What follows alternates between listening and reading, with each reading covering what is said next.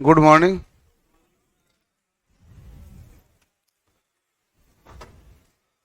हम पढ़ रहे थे थ्री फेज इंडक्शन मोटर के बारे में।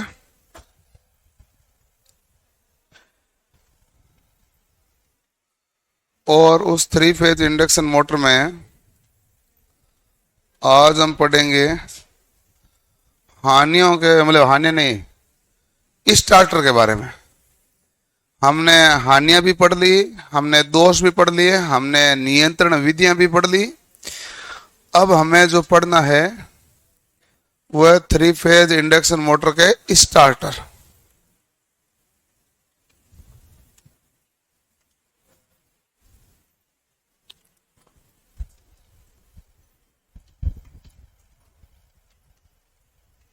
क्लियर?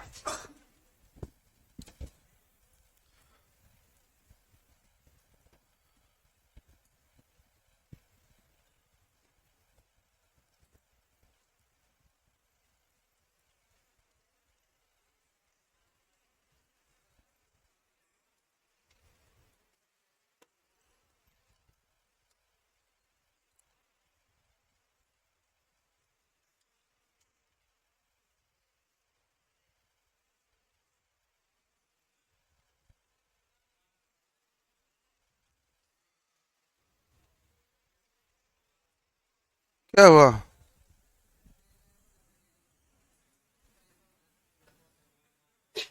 कोई बात नहीं।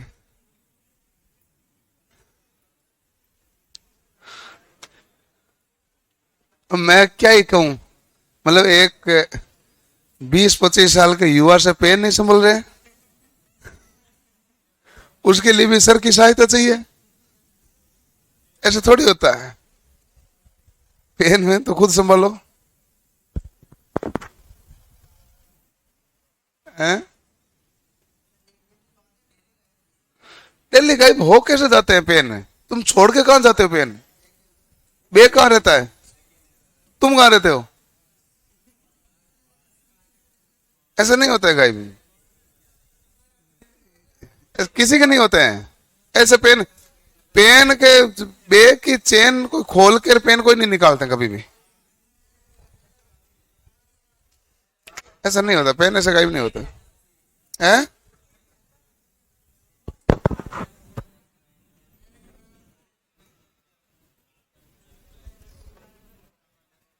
आप क्या है कि मुझे लगता है कि हर ब्रेक के बाद चाय की थड़ी पे जाते होंगे। तो क्या है कि कभी पेन भूल जाते होंगे, गिर जाता होगा, कुछ गड़बड़ होता होगा, फिर आपको लगता है बैग में से निकाला है। मतलब मेरे हिसाब से, बाकी आप सभी बैठे हो क्लास में, हम भी बहुत बैठे हैं, मेरे हिसाब बैग में से तो कोई पेन निकालता नहीं है। और यदि कोई बैग में से आपके पेन निकालने की हिम्मत कर रहा है तो वो आपका खास दोस्त है। इसके अलावा कोई बैग में हाथ डालता नहीं है, और खास दोस्त है वो आपसे पूछ के डालेगा नहीं। ठीक है? इसके अलावा कोई कुछ होता नहीं ना।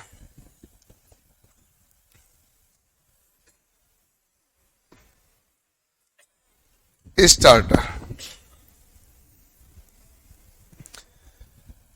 स्टार्टर का कार्य है कि थ्री फेज इंडक्शन मोटर को स्टार्ट करने के लिए किसका प्रयोग किया जाता है? स्टार्टर का। इस स्टार्टर का प्रयोग किया जाता है मोटर की जो हमारे पास प्रारंभिक धारा होती है, उस प्रारंभिक धारा को नियंत्रण करने के लिए। जब प्रारंभिक धारा नियंत्रण होगी तो टॉर्क क्या हो जाएगा? बढ़ जाएगा। तो प्रारंभिक टॉर्क उच्च हो और धारा नियंत्रित हो, इसके लिए किसका प्रयोग किया जाता है? स्टार्टर।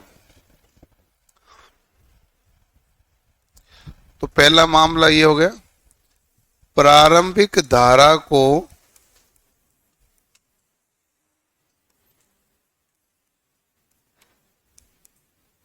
नियंत्रित करने के लिए।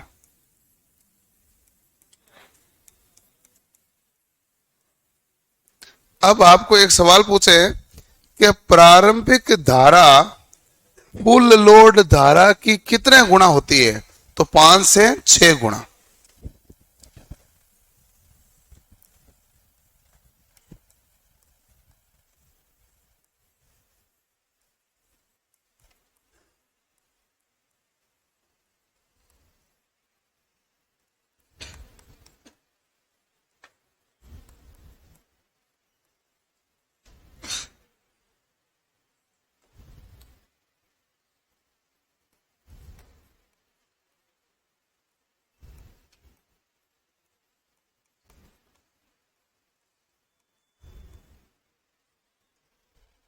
प्रारंभिक धारा फुल लोड धारा की 5 से 6 गुना होगी।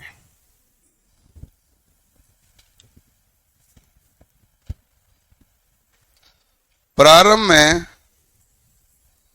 यदि हमारे पास धारा का मान कम होगा तो टॉर्क का मान क्या होगा? अधिक। और स्टार्टिंग में टॉर्क उच्च चाहिए होता है, इसलिए आप किसका प्रयोग करते हैं? स्टार्टर का। स्टार्टर में आप जानते हैं आई बराबर क्या होता है? V बटा R। तो मेरे पास धारा को नियंत्रण करने के दो तरीके हैं। एक पहला तरीका यह कहता है कि यदि मैं वोल्टेज को कम करूंगा तो धारा भी क्या हो जाएगी? कम। वोल्टेज को कम करूंगा तो धारा भी कम हो जाएगी। ये SCIM squirrel cage induction motor के लिए इस विधि का प्रयोग किया जाता है। स्क्विरल केज इंडक्शन मोटर के लिए क्या करते हैं? वोल्टेज को कम करते हैं। वोल्टेज को कम करोगे तो धारा कम होगी कि नहीं होगी? होगी। दूसरा है हमारे पास इसमें कम करने का तरीका, वो ये कहता है कि प्रतिरोध का मान बढ़ा दो। प्रतिरोध का मान बढ़ाओगे तो धारा क्या हो जाएगी? घट जाएगी।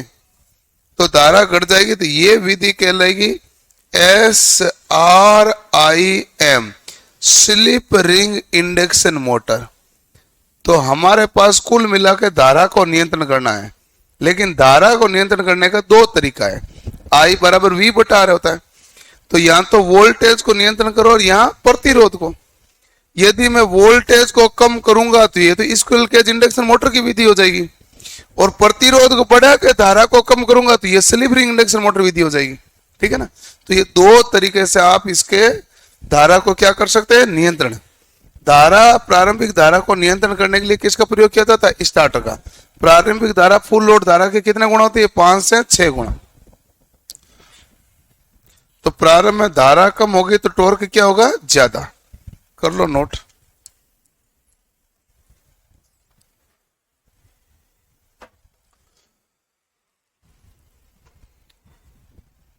लॉजिक तो समझ में आ गए ना? आज कम कैसा है?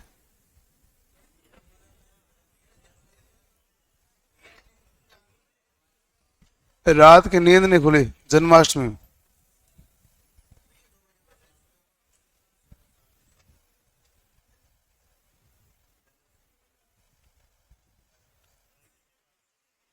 है?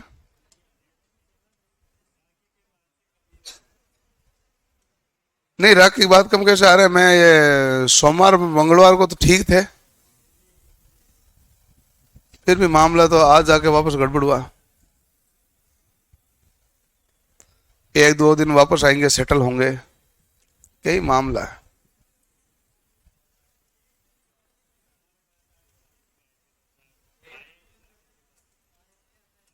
है?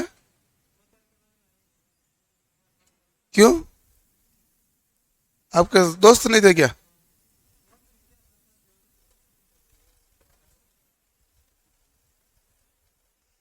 रात के बाद घर वालों ने रोक लिया कि तुम 2-4 दिन तो काम करा के ही जाते हो, इतना पढ़ के क्या न्याल कर देगा?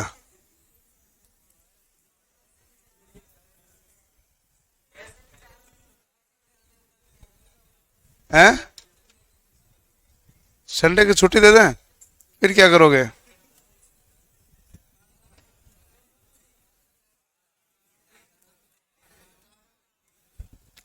लिख लिया भाई। मेरे तो देखो कि मॉड्यूल 3 कंप्लीट होने के बाद में सिलेबस कंट्रोल में रहता है। मॉड्यूल 1 और 3 जब तक नहीं होता सिलेबस हमारे कंट्रोल में नहीं होता। 1 और 3 होने के बाद में सिलेबस हमारे कंट्रोल में हो जाता है। तो 3 तक तो कोई छुट्टियां है नहीं क्योंकि सिलेबस कंट्रोल में नहीं। भाई सिलेबस कंट्रोल रखना जरूरी होता है ना। हाँ, 1 मिनट भाई।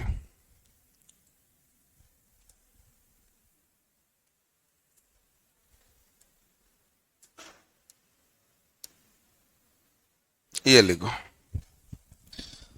अब डायग्राम तो मत ही बनाना आप, ये है पहला DOL।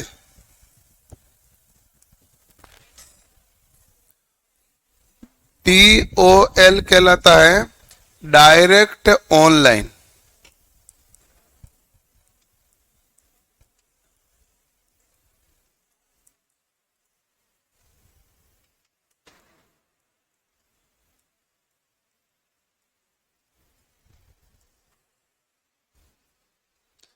DOL क्या कहलाता है? Direct online starter. ठीक है, अब इसके मुख्य मुख्य पॉइंट क्या है?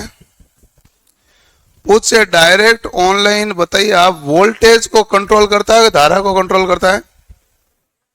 ये डायरेक्ट ऑनलाइन वोल्टेज को कंट्रोल करता है कि धारा को? किसी को नहीं करता है।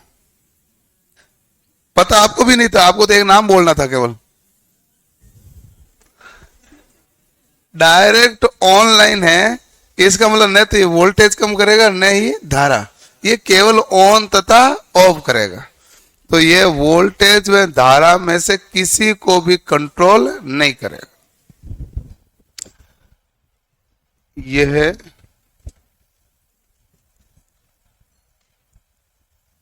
वोल्टेज व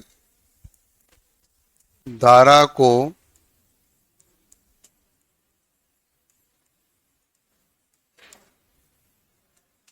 नियंत्रण नहीं करता। तो वोल्टेज में धारा को नियंत्रण नहीं करता, जिसका मतलब ये ज्यादा क्षमता के मोटर काम में स्टार्टर के रूप में नहीं ले सकते। तो एक इसका सवाल बहुत बाहर परीक्षा में आया है कि DOL स्टार्टर का प्रयोग कितने HP तक की मोटरों के लिए किया जाता है? 5 HP तक की। 3 से 5 HP तक की मोटरों के लिए इसका प्रयोग किया जाता है। 3 HP से 5 HP तक की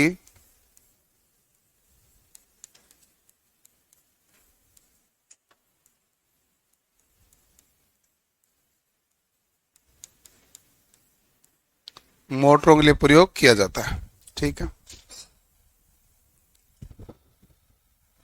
आपको कई बार HP में नहीं देके किलोवाट में देगा। देखो HP में 735.5 वाट होता है, किलोवाट में कितना वाट होता है? 1000। तो 5 HP को या 3 किलोवाट को लगभग बराबर होता है। वैसे 5 HP का मान थोड़ा ज्यादा आएगा, लेकिन 5 HP या 3 किलोवाट लगभग बराबर, ये मान लेना। तो 3 किलोवाट तक काम ले सकते हैं या 5 HP तक। ठीक है, वैसे HP में होता है, लेकिन एक दो बार परीक्षा में किलोवाट तक सवाल आया हुआ है। अब इसमें कुल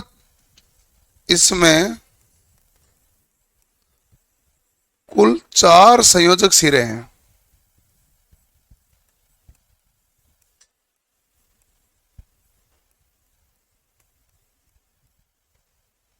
ठीक है, 4 संयोजक सिरे ये रहे। 3 तो आपके पास सप्लाई के कारण रहे, 1 2 और 3। चौथा है सहायक, ऑक्सिलरी। तो पूछा जाता है इसमें टोटल संयोजक सिरे कितने होते हैं? 4।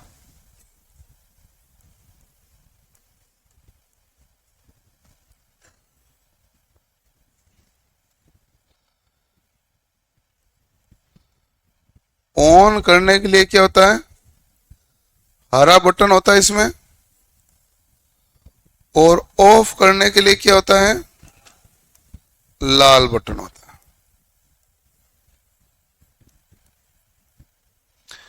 जो हमारे पास स्टार्ट के लिए ये होता है, ये पुश करने पर कनेक्शन होगा, ये पुश करने पर ब्रेक होगा।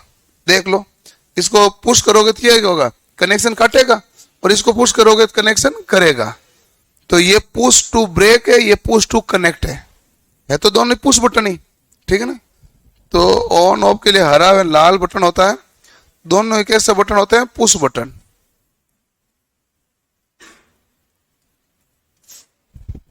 ठीक, दोनों। इसमें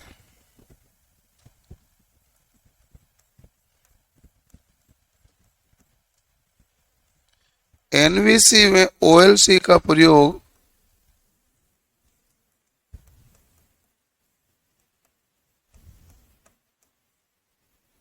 सुरक्षा युक्ति के रूप में किया जाता है।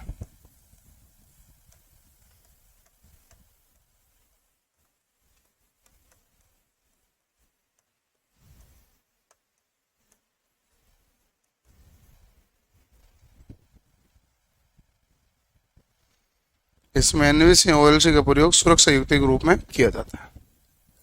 करो नोट।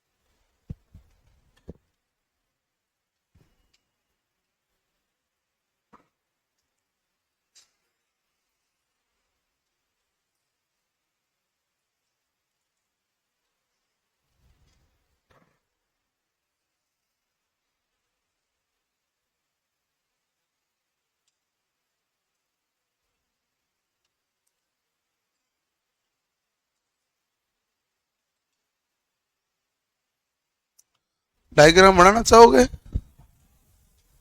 तो बना लो, नहीं बनाना चाहोगे तो बता दो, अगला पढ़ा दूं। अगला बढ़ा दें।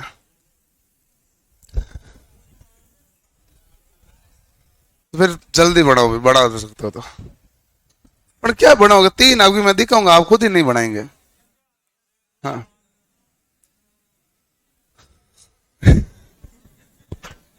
ठीक है।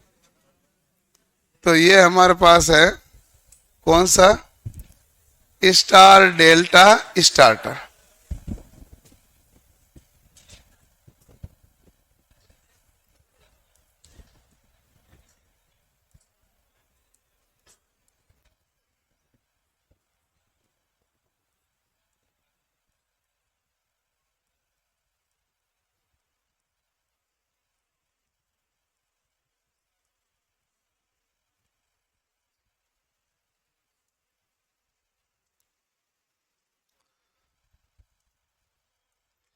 स्टार डेल्टा स्टार्टर, यानी कि हमारे पास मोटर को स्टार्ट करने के लिए प्रारंभ में आप स्टार कनेक्शन बनाएंगे, और जब मोटर की गति अच्छी हो जाएगी तो उस स्टार कनेक्शन को आप डेल्टा में बदल दें। सवाल इतना ही है कि पहले आपने स्टार में कन्वर्ट किया तो आपको क्या मिला, क्यों किया? आपने बाद में डेल्टा बनाया, सवाल तो इतना ही बना ना भाई, पहले आपने स्टार बनाया फिर डेल्टा बनाया, ऐसा क्यों किया? उच्च टॉर्क कैसे मिला? धारा को कम करने के लिए। धारा कम कैसे करेगा ये? स्टार और डेल्टा से धारा कम होती है कहीं पर भी? प्रारंभ में धारा का मान स्टार करने से ज्यादा होता है कि कम होता है? मैं आपको बता दूं, स्टार में धारा का मान में कोई परिवर्तन नहीं होता, क्योंकि IL बराबर I फेज किसमें होता है? स्टार में। तो खेल किसके लिए है? वोल्टेज के लिए। धारा के लिए तो खेल ही नहीं है। खेल हमारे पास किसके लिए है? वोल्टेज के लिए। वोल्टेज में ये होता है, देखो ध्यान से, प्रारंभ में स्टार कनेक्शन होगा और स्टार में जो फेज वोल्टेज है वो लाइन वोल्टेज बटा √3 होता है। फेज वोल्टेज क्या होगा? लाइन वोल्टेज का बटा √3। और रनिंग में हमारे पास क्या बनेगा? डेल्टा। और डेल्टा के समय V फेज बराबर V लाइन। तो बताओ प्रारंभ में ये क्या कर रहा है, वोल्टेज को कम कर रहा है। VL बराबर VL अपॉन √3 कर रहा है, तो कितना परसेंट हो जाता है, 1/√3 करोगे तो 57.7%। तो वोल्टेज को घटाकर कितना कर देता है, 57.7%। प्रारंभ में स्टार कनेक्शन करने से वोल्टेज जो है वो घटकर 57.7% हो जाते हैं। मैंने अभी आपको बताया था शुरुआत में कि हमारे पास नियंत्रण करने का तरीका है, वोल्टेज घटाएंगे तो धारा क्या होगी, घटेगी। ये कहां लगेगा, स्क्विरल केज इंडक्शन मोटर, यही बताया ना। तो ये स्क्विरल केज इंडक्शन मोटर के लिए चल रहा है अभी, ठीक है। और रनिंग के समय डेल्टा Vp बराबर VL है, तो रनिंग के समय कितना परसेंटेज आ जाएगा, वोल्टेज पूरा 100%। लेकिन पहले आप स्टार बनाओगे, बाद में आप क्या बनाओगे, डेल्टा। जब आप इस प्रकार का क्रिया करते हैं तो आपके पास जो मोटर होती है दो प्रकार से मतलब काम करती है। इसका वर्गीकरण करते हैं, एक होती है हस्तचालित,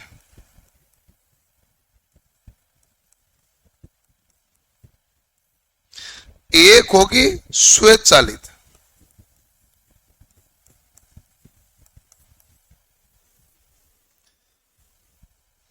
एक होगी हस्तचालित, एक होगी स्वचालित। हस्तचालित में क्या लगेगा, हैंडल। हस्तचालित में क्या लगेगा, यहां पर हमारे पास क्या लगेगा, ये लगा हुआ ना हैंडल, यहां पर हमारे पास क्या लगेगा, हैंडल। ये क्या है कि 3 स्थिति बताएगा। पहले प्रथम स्थिति,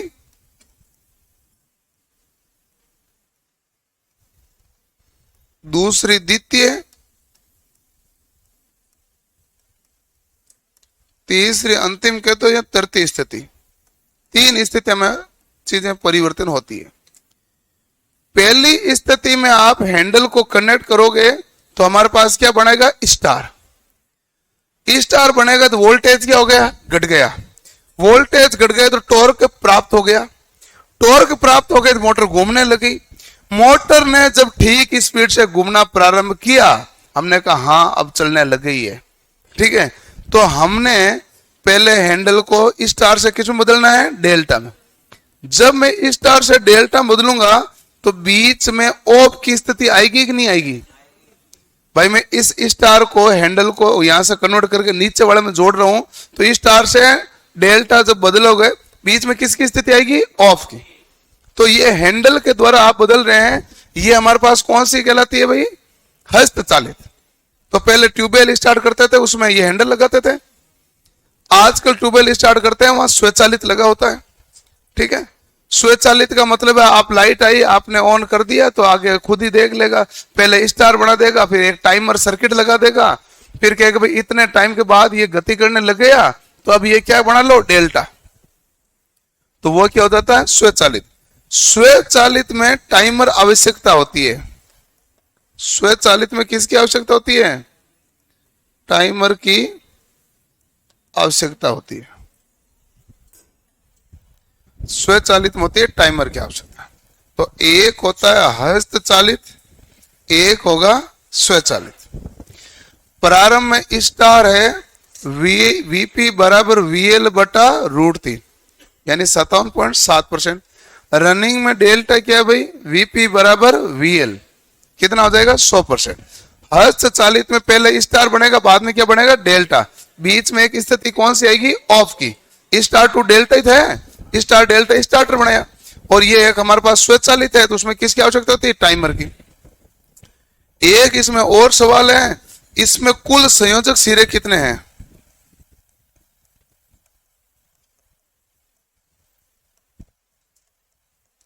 कुल संयोजक सिरे होते हैं 9। 9 में से 3 तो होते हैं मुख्य सप्लाई के और 6 होते हैं स्टार डेल्टा के, ठीक है। और इस मोटर का प्रयोग कहां तक करते हैं,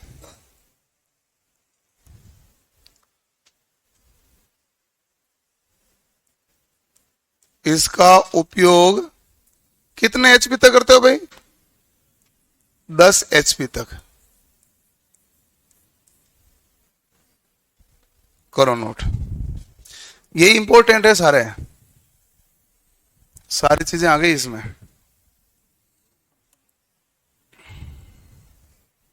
हो गई आपकी तबीयत ठीक? क्या गड़बड़ हुई थी? बुखार आ रहा है?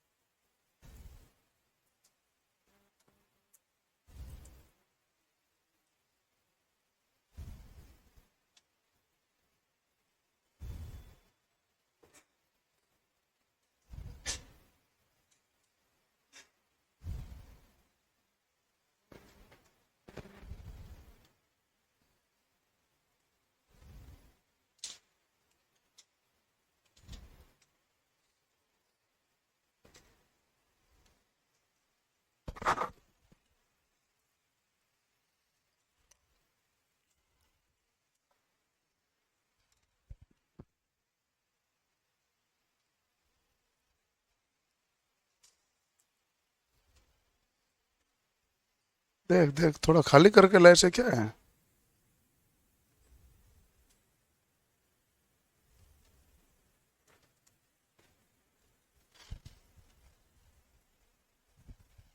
सर ये पड़ा पड़ा लग रहा है। अच्छी बात है भाई।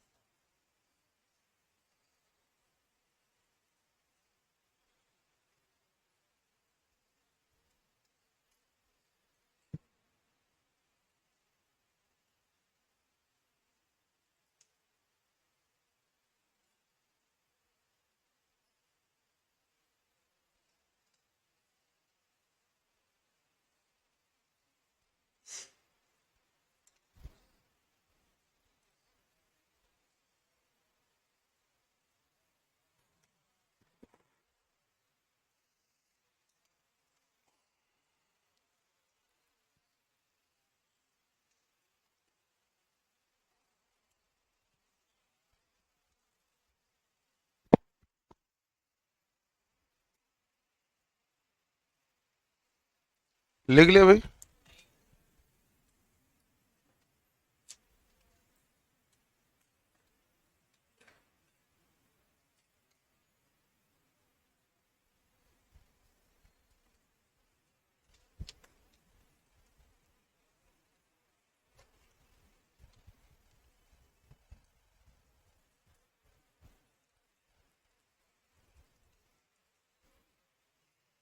जल्दी करो जल्दी करो।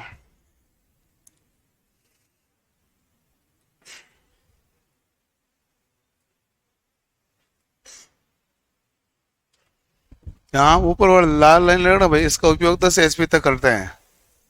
यही तो सवाल है। ड्यूअल स्टार्टर का उपयोग कहाँ करता है? 5 HP तक, बहुत बार पूछा है। इसका उपयोग कहाँ तक करते हैं? 10 HP तक। ऑटो ट्रांसफर कहाँ करते हैं? 20 HP तक। यही तो सवाल है, सीधा सवाल।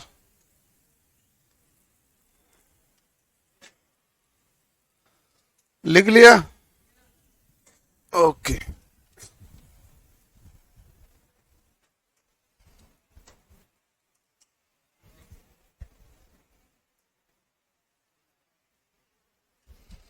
ये है हमारे पास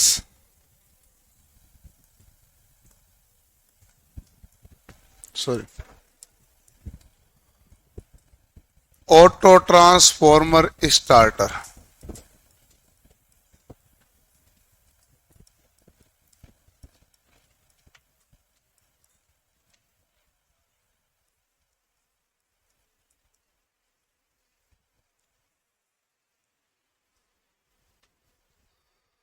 ऑटो ट्रांसफॉर्मर स्टार्टर, ठीक है। ऑटो ट्रांसफॉर्मर जो स्टार्टर होता है, इसमें हमारे पास देखो ये ऊपर ऑटो ट्रांसफॉर्मर लगा, 3 फेज के तो 3 लगा दिए। इसमें टेपिंग की हुई है। क्या की हुई है? टेपिंग करने से हमारे पास जितने नंबर ऑफ टर्न प्रयोग करोगे उतना ज्यादा वोल्टेज होगा, कम नंबर ऑफ टर्न प्रयोग करो वोल्टेज क्या होगा? कम। क्योंकि ट्रांसफॉर्मर आपने पढ़ा था, कुंडली के चक्रों की संख्या ज्यादा है तो वोल्टेज क्या मिलेगा? ज्यादा। चुक कुंडली के चक्रों की संख्या कम है तो वोल्टेज क्या मिलेगा? कम। तो यहां पर हमने टेपिंग लगाई, टेपिंग की सहायता से हमने वोल्टेज को पहले क्या कर दिया? कम। भाई टेपिंग, ऑटो ट्रांसफॉर्मर क्या करेगा? यहाँ तो वोल्टेज को बढ़ाएगा, यहाँ घटाएगा। और टेपिंग करके हम क्या कर सकते हैं? घटा ही तो सकते हैं। तो ये क्या करेगा? पहले वोल्टेज को कम करेगा, वोल्टेज को कम करेगा तो धारा क्या हो जाएगी? कम। और धारा कम हो जाएगी तो मोटर का टॉर्क क्या हो जाएगा? ज्यादा। मोटर स्टार्ट हो गई, स्टार्ट होने के बाद में वापस पूर्ण टॉर्क पर प्राप्त करने के लिए आप क्या कर देंगे? वापस टेपिंग स्विच को बदल देगा। यही तो है। टेपिंग के लिए स्विच कैसा लगाया जाता है? Rotary switch. हमेशा ध्यान रखना है, पूछा जाता है ट्रांसफॉर्मर कई बार कि टेपिंग का स्विच कैसा होता है? रोटरी। मिक्सी में भी कैसा होता है? रोटरी। रोटरी मतलब जो गोल घूमता है उसे क्या कहते हैं? रोटरी। तो अगर टेपिंग का स्विच कैसा होता है? रोटरी। वो कहते हैं वहां से तार संयोजन लाके रोटरी वहां डाल दिए जाते हैं। अब रोटरी को घुमाओगे तो कनेक्शन ऑटोमेटिक बदल जाएंगे वहां पर, इसलिए संयोजन में टेपिंग स्विच कैसा होता है? रोटरी। ठीक है, ओके। इसमें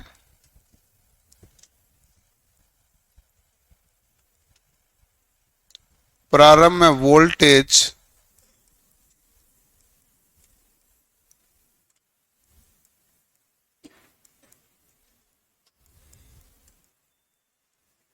पूर्ण वोल्ट का VL/√3 यानी कि 57.7% होता है। इसमें भी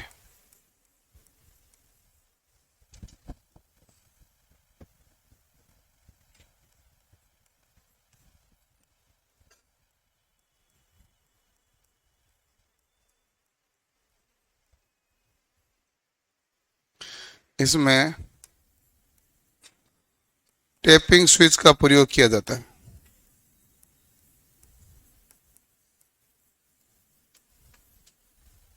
किसका स्विच का प्रयोग किया जाता है? Tapping switch.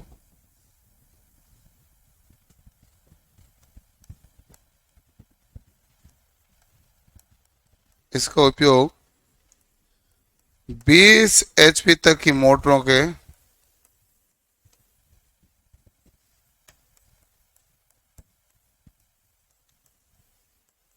लिए किया जाता है।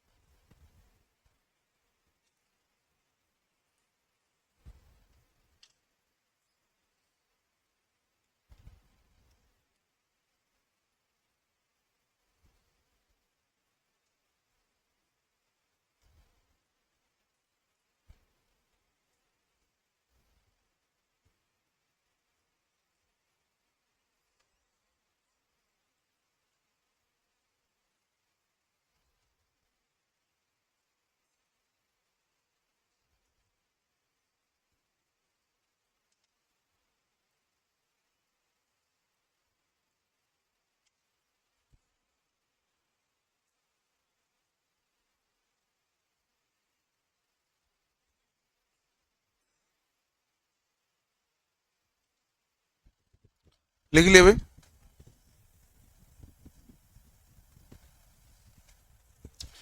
इसमें प्रारंभ में वोल्टेज पूर्ण वोल्टेज का 57.7% होता है।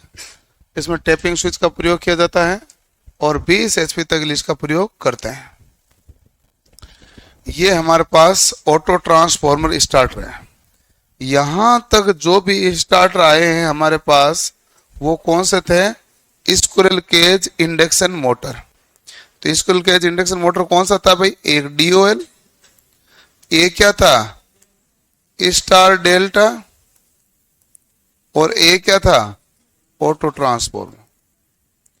तीनों में देख लो, हमें पहले वाले में तो नहीं तो वोल्टेज और नहीं धारा कोई भी परिवर्तन नहीं होता है छोटी मशीन के लिए। बाकी दोनों हम देख लो, हमने किसको नियंत्रण किया, वोल्टेज को किया, वोल्टेज को किया तो धारा क्या हुई, नियंत्रण। अब एक होता है हमारे पास SRIM, ये हमारे पास क्या कर, कौन सा कहलाएगा भाई, स्लिप रिंग इंडक्शन मोटर का नियंत्रण। SRIM क्या होगा,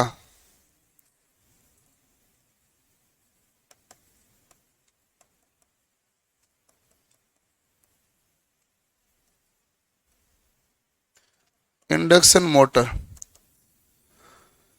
ये कहलाएगा परिवर्ती प्रतिरोध द्वारा। किसके द्वारा,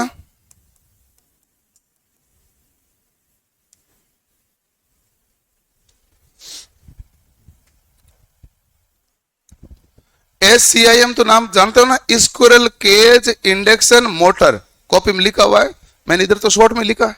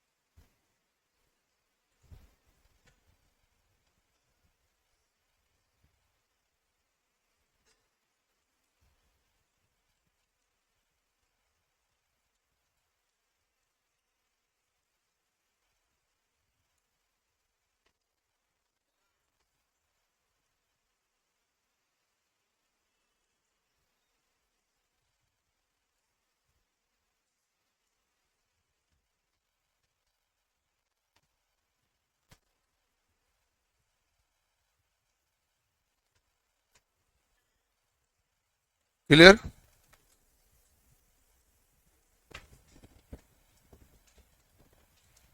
ओके। अब हमारे पास इतना मैंने लिखा ही नहीं, तू क्या लिख रहा है,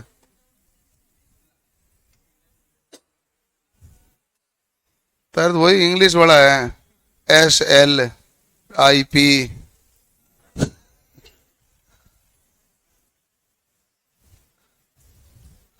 ताकि आपको ध्यान रहे, पहले ही बताने से वोल्टेज के साथ कौन सा नियंत्रण है और प्रतिरोध के साथ कौन सा नियंत्रण है।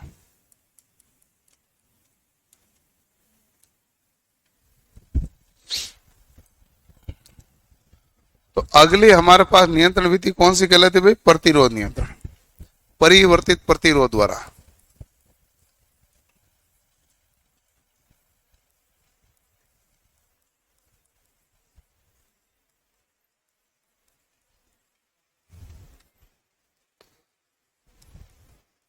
यहां 3 फेज रियोस्टेट, यहां इसे कहते हैं प्रतिरोध स्टार्टर विधि।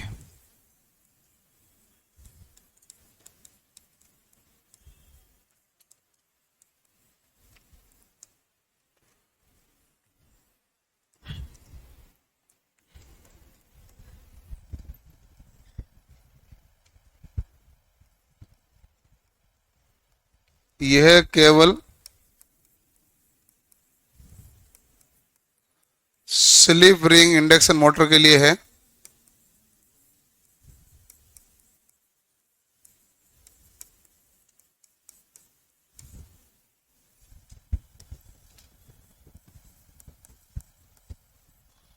प्रारंभ में इसमें प्रतिरोध क्या होता है भाई, प्रारंभ में प्रतिरोध ज्यादा, अतः धारा क्या हो गई, कम। ठीक है, उपयोग हम क्या करते हैं, 20 HP से अधिक क्षमता की मोटर में।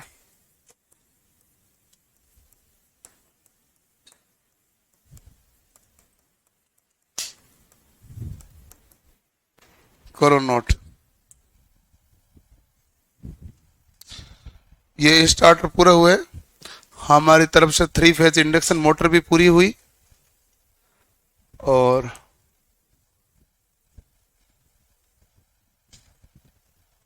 हमें तो अब पता चला कि ITI में ये होते हैं।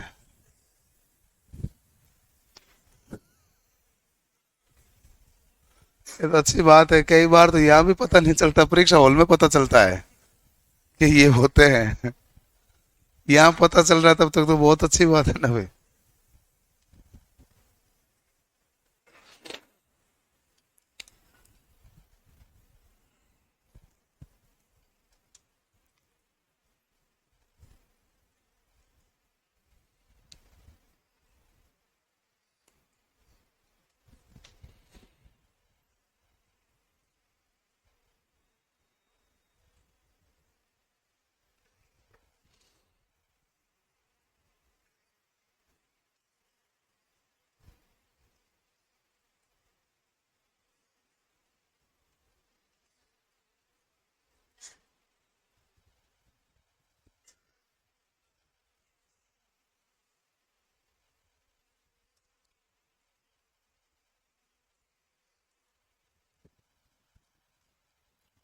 ठीक है, किसी को कोई डाउट पूछना पूछ लो।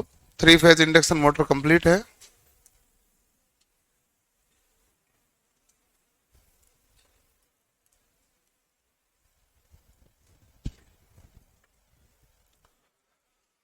कोई है सवाल किसी का?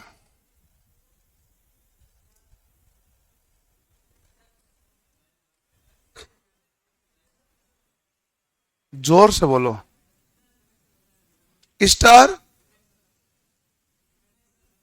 हाँ हाँ। Phase voltage? हाँ।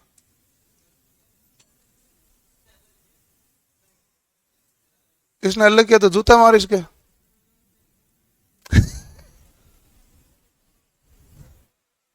इसने अलग क्यों किया?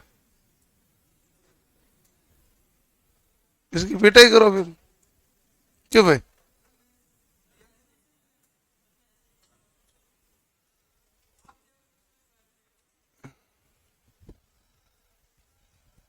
मैंने ये लिखा कि फेज वोल्टेज है जो लाइन वोल्टेज बटा √3 होता है। तो ये तो कह रहे हैं अलग लिखा है।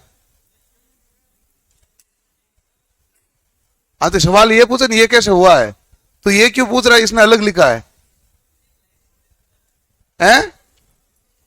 अरे यही तो मामला है बेटा। देख मैंने आपको जो थ्री फेज पॉलीफेज पढ़ा है ना, वहां यह लिखा था VL√3 वी फेज।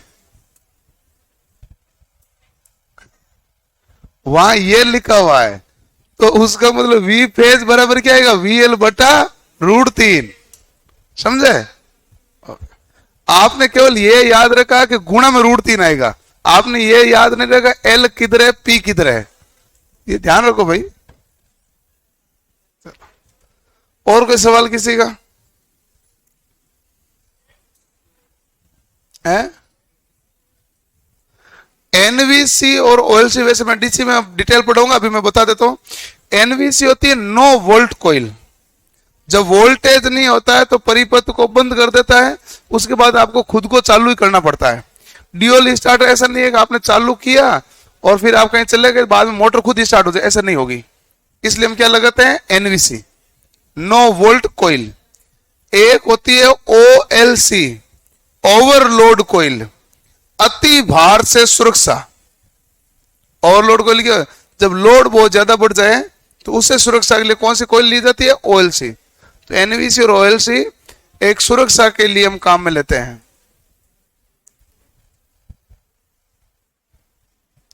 और कोई सवाल नहीं है? चलो है।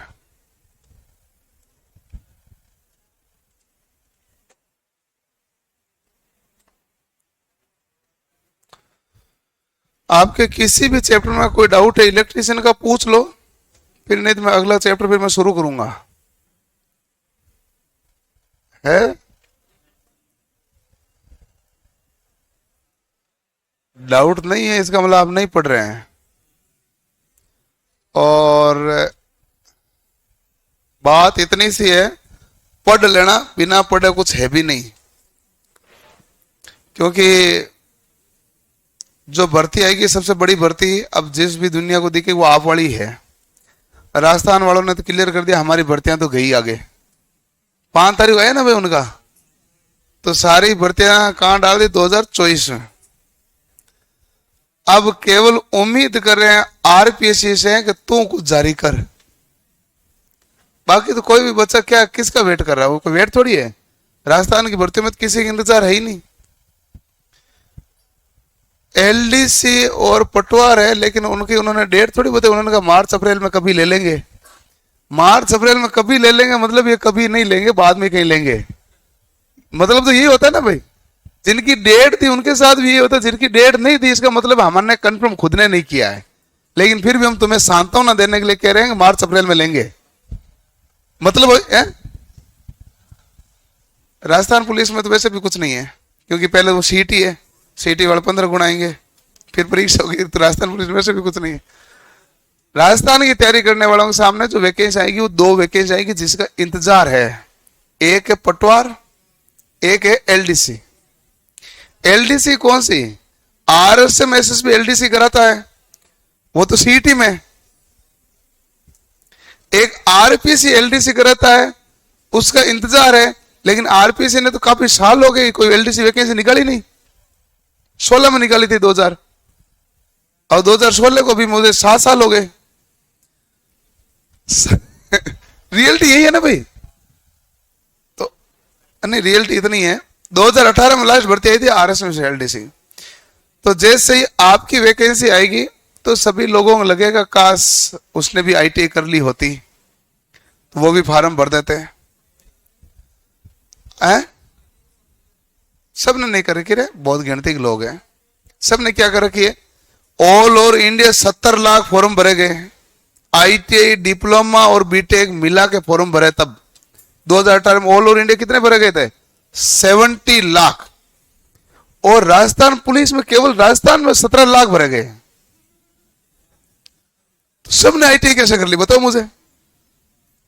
मैं आंकड़ा ना, आंकड़ा तो पड़े आपके पास, तो बिना आंकड़े सबने आईटीआई कैसे कर ली बताओ? तो सब आईटीआई वाईटीआई नहीं करते हैं, आईटीआई गिनती के लोगों ने की है। और उसमें भी मैं आपको बता दूं, आपको खुद को पता है, उसमें बहुत ही कम लोग पढ़ते हैं। चाहे आप अपने बैच में जहां भी आईटीआई की उसमें आसपास वालों को पता कर लेना, 21 जनों का बैच होता है आपके, 21 में से पता कर लेना 2-4 जनों को पढ़ते हुए मिलेंगे, बाकी कोई पढ़ते हुए नहीं मिलेंगे। 2-4 को छोड़ दिया जाए तो पढ़ते हुए नहीं मिलेंगे। कोई ताजा ताजा पास आउट हुआ है वो हो सकते हैं ज्यादा आए हों, पुराने वाले तो एक आध ही मिले 21 में से। और सिलेबस आपने देखा है कि इतना है कि लास्ट टाइम में आके आप केवल सीबीटी 1 निकाल सकते हैं, 2 नहीं निकाल सकते। लास्ट टाइम आओगे तो आप हैप्पी तो होंगे, राजी तो होंगे, वैकेंसी आई, अब सीबीटी 1 तो निकलेगा, क्योंकि सीबीटी 1 तो बहुत लोगों का निकलेगा। सीबीटी 1 को पूछ कौन रहा है, खेल तो सीबीटी 2 का है ना। तो सीबीटी 1 तो बहुत लोगों का निकलेगा, तो उस समय भी निकलेगा। सीबीटी 2 का आपका सिलेबस सबसे बड़ा सिलेबस है। इस सिलेबस इतना बड़ा है कि 2.5 महीने आप केवल रिवीजन करो ना तो भी वो मुश्किल से हो पाए, ढंग से करो तो। इतना बड़ा सिलेबस है, पूरी आईटी है, फिर पूरी मैथ भी है, रीजनिंग भी है, जीके भी है, और साथ में पूरी आईटी है। तो रिवीजन में टाइम लगे। क्या हुआ? नहीं आईटी है पूरी, फिजिक्स नहीं है, वर्कशॉप कैलकुलेशन वो तो आईटी में है ना ऑलरेडी, जो है वो आईटी है। आईटी पूरी है, मैथ है, रीजनिंग है, जीके। 2-2.5 महीने में केवल रिवीजन बन पाए। वो भी रिवीजन वो ढंग से कर पाता है जो पहले ऑलरेडी ढंग से पढ़ रहा होता है। नहीं तो पहले आप केवल क्लास में आए, कमरे पे गए, बैग रखा, दूसरे दिन उठा के ले आए, आपको यह पता आपने कोचिंग तो कर ली लेकिन जब तक आप खुद नहीं पढ़ेंगे पल्ले तो कुछ पढ़ा नहीं, फिर आप खोलोगे रहे ये है तो बहुत टफ, फिर वो रिवीजन भी बहुत भारी पड़ जाएगा। वो रिवीजन थोड़ी हो पाता है, इसलिए साथ के साथ पढ़ते रहना, क्योंकि इसके बाद वापस आपको भी मौका मिलना नहीं है। 5 साल में एक मौका मिला है, अगले 5 साल बाद मौका मिलेगा। तो अपना टाइम, रुपए, बहुत सारे खर्चे लगते हैं आपके। भर्ती आने के बाद में आप कितने भी सिंसियर पढ़ते हैं फिर भी आपको 1 साल प्रोसेस में लगता है। भर्ती प्रोसेस होती है 1 साल, और 1 साल तो आपको डट के पढ़ना ही पड़ता है, और शहर में रहना ही पड़ता है, लाइब्रेरी जाना ही पड़ता है, क्योंकि वो आपको एक जो लगातार है ना, आपको 1 साल वो पूरा प्रोसेस है। CBT 1 पहले फॉर्म आया, 3 महीने 4 महीने बाद CBT 1 हुआ, आंसर की आई, ऑब्जेक्शन लिए, रिजल्ट आया, CBT 2 हुआ, आंसर की आई, ऑब्जेक्शन लिए, फिर रिजल्ट आया, फिर साइको हुआ, तब जाके आप जाएंगे घर कि भाई मैंने जो करना था कर लिया, अब बोर्ड वाले करेंगे जो करेंगे। वहां तक तो हमने खुद को करना पड़ता है ना, 1 साल का प्रोसेस होता है। आप तकरीबन जयपुर में रहते हैं तो मेरे हिसाब से महीने का आपके रूम का खर्चा पड़ता 8,000।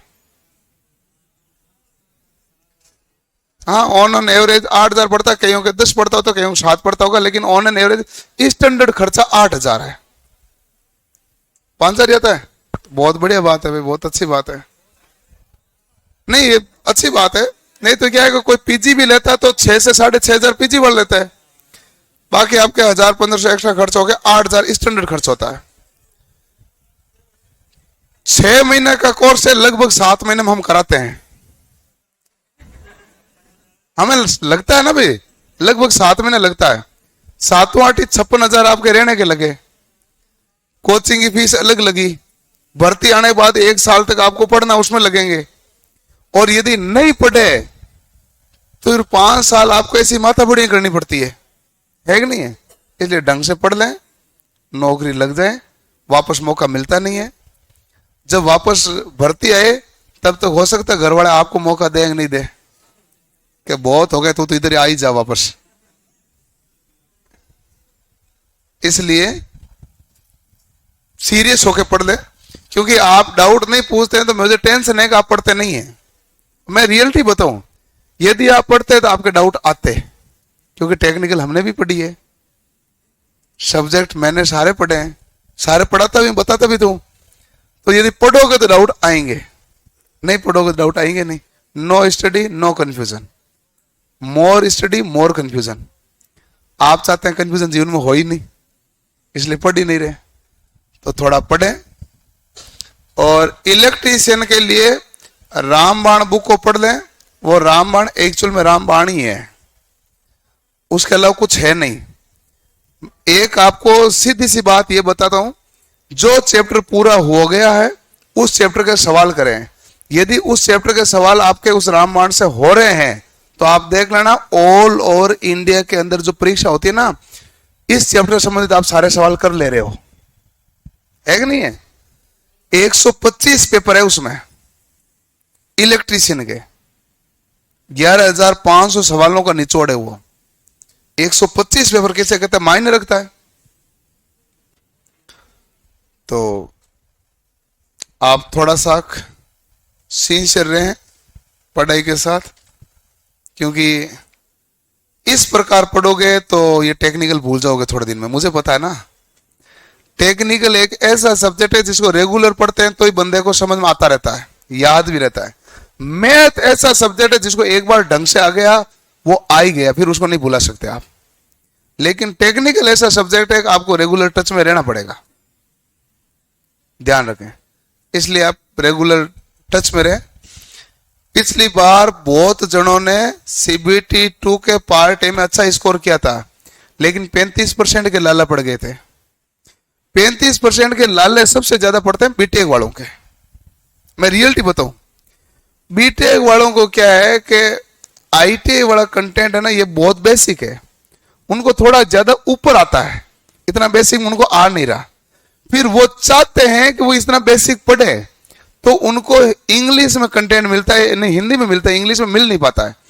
जब वो टेक्निकल पढ़ कर आए होते हैं उस समय वो इंग्लिश में पढ़े हुए होते हैं। बीटेक तो इंग्लिश में होती है, वहां तो हिंदी में कुछ था नहीं। इधर आते हैं तो वो किताब में लिखी हुई हिंदी है, तो उनका आधा माता रहता खराब। उधर कैप्चर पढ़ा, इधर संधारित्र लिखा हुआ पढ़ा है, ऐसे पढ़ने में बहुत जोर आता है। मैंने तो क्या है कि खुद ने पढ़ा है, पूरा पढ़ाया है, तो अब तो क्या हिंदी में आदत हो गई, बाकी बहुत जोर आता है, बहुत ज्यादा जोर आता है। लैंग्वेज ही चेंज होगी, टेक्निकल तो बाद में समझे, पहले लैंग्वेज समझो। ठीक है। आजकल थोड़ा सा बीटेक वालों का ये आसान है कि बीटेक कर ली उन्होंने, उसके बाद तैयारी वो एसएससी की कर रहे हैं, वो भी हिंदी माध्यम से, इसलिए उनकी पकड़ थोड़ी हो गई हिंदी में वापस। पहले जनरली ऐसे करते नहीं थे, वो इंग्लिश मीडियम में तैयारी रखते थे। आजकल हिंदी मीडियम में ज्यादा कर रहे हैं, तैयारी नहीं कर रहे हैं। एसएससी वाले ज्यादातर हिंदी में कर रहे हैं, साइंस भी हिंदी में पढ़ रहे हैं, जीके भी हिंदी में पढ़ रहे हैं, तो उनको थोड़ी पकड़ आ जाएगी। और नहीं तो पिछली बार बीटेक वालों ने पार्ट ए में नंबर अच्छे लाए थे, लेकिन पार्ट बी में बहुत फेल हुए थे।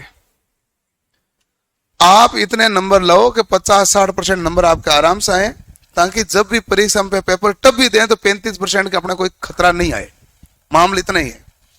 यदि आपकी टेक्निकल ट्रेड बहुत अच्छी हो गई तो आपको नो डाउट आपको सीबीटी 2 के पार्ट ए में फोकस करना है। परीक्षा के समय सबसे ज्यादा, परीक्षा के समय आप सबसे ज्यादा जिसमें फोकस करोगे स्कोर वहीं से लाओगे। और मेरिट में पार्ट ए के नंबर जुड़ते हैं। मेरिट में किसके नंबर जुड़ते हैं? पार्ट ए में यदि आप बहुत अच्छा स्कोर लाओगे तो आप साइको एग्जाम देने जाएंगे, साइको में कुछ ऊपर नीचे भी हो गया तो भी यदि सीबीटी 2 के जिसने पार्ट ए में बहुत अच्छा नंबर लाया उसकी नौकरी तो पक्की है। टेक्नीशियन तो बन ही गया, वो टेक्नीशियन तो पार्ट ए में अच्छा स्कोर लाते बढ़ गया, नौकरी तो सेफ हो गई ना उसकी। उसके बाद वो है कि लोको पायलट बन रहा है कि नहीं बन रहा। दूसरी लड़ाई तो वो है ना, बीटेक वालों से लड़ाई तो आपकी वो आएगी। उससे पहले टेक्नीशियन तो आप वैसे ही बन जाते हैं यदि आप पार्ट ए को बहुत अच्छा कर लेते हैं, तो साइको में वैसा कोई दिक्कत आती नहीं है। लेकिन जनरली 30% लोग साइको में फेल होते हैं। साइको का सबसे सुंदर रेशियो होता है 38 से 68, टी स्कोर का एक ग्राफ होता है। अभी इसमें तो इंटरनेट है नहीं, है कि इंटरनेट नहीं है? नहीं तो टी स्कोर को आप है ना गूगल में सर्च करोगे ना तो टी स्कोर का ग्राफ निकल के आएगा, वो ऐसे आएगा। साइको का टी स्कोर का ग्राफ यही होता है, ठीक है। वो कहेंगे जो हमारा 38 से 68 के बीच में स्टैंडर्ड वैल्यू रहती है, इनके बीच में ज्यादातर बच्चे हैं जो पास होते हैं, ठीक है। इससे कम भी नहीं, इससे ज्यादा भी नहीं, क्योंकि वहां पर औसत का महत्व बहुत ज्यादा होता है। तो आप इसको पढ़ें और दूसरा आप पढ़ें मैथ को। मैथ आपकी नौकरी लगवाएगी, मैथ के अलावा आपको कोई नौकरी मुश्किल लगवाएगा।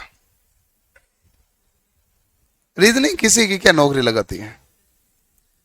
रीजनिंग की कोई औकात नहीं होती किसी की नौकरी लगा ले या छीन ले। जो औकात है सबसे ज्यादा वो है मैथ्स की, मेरी नजर में तो है। रीजनिंग क्या है कि किसी की कमजोर होगी तो भी 18 नंबर उसके आएंगे, जिसकी शानदार होगी उसके 22 नंबर आएंगे। 25 में से 25 कोई नहीं ला सकता, 25 में से 18 हर कोई लाएगा।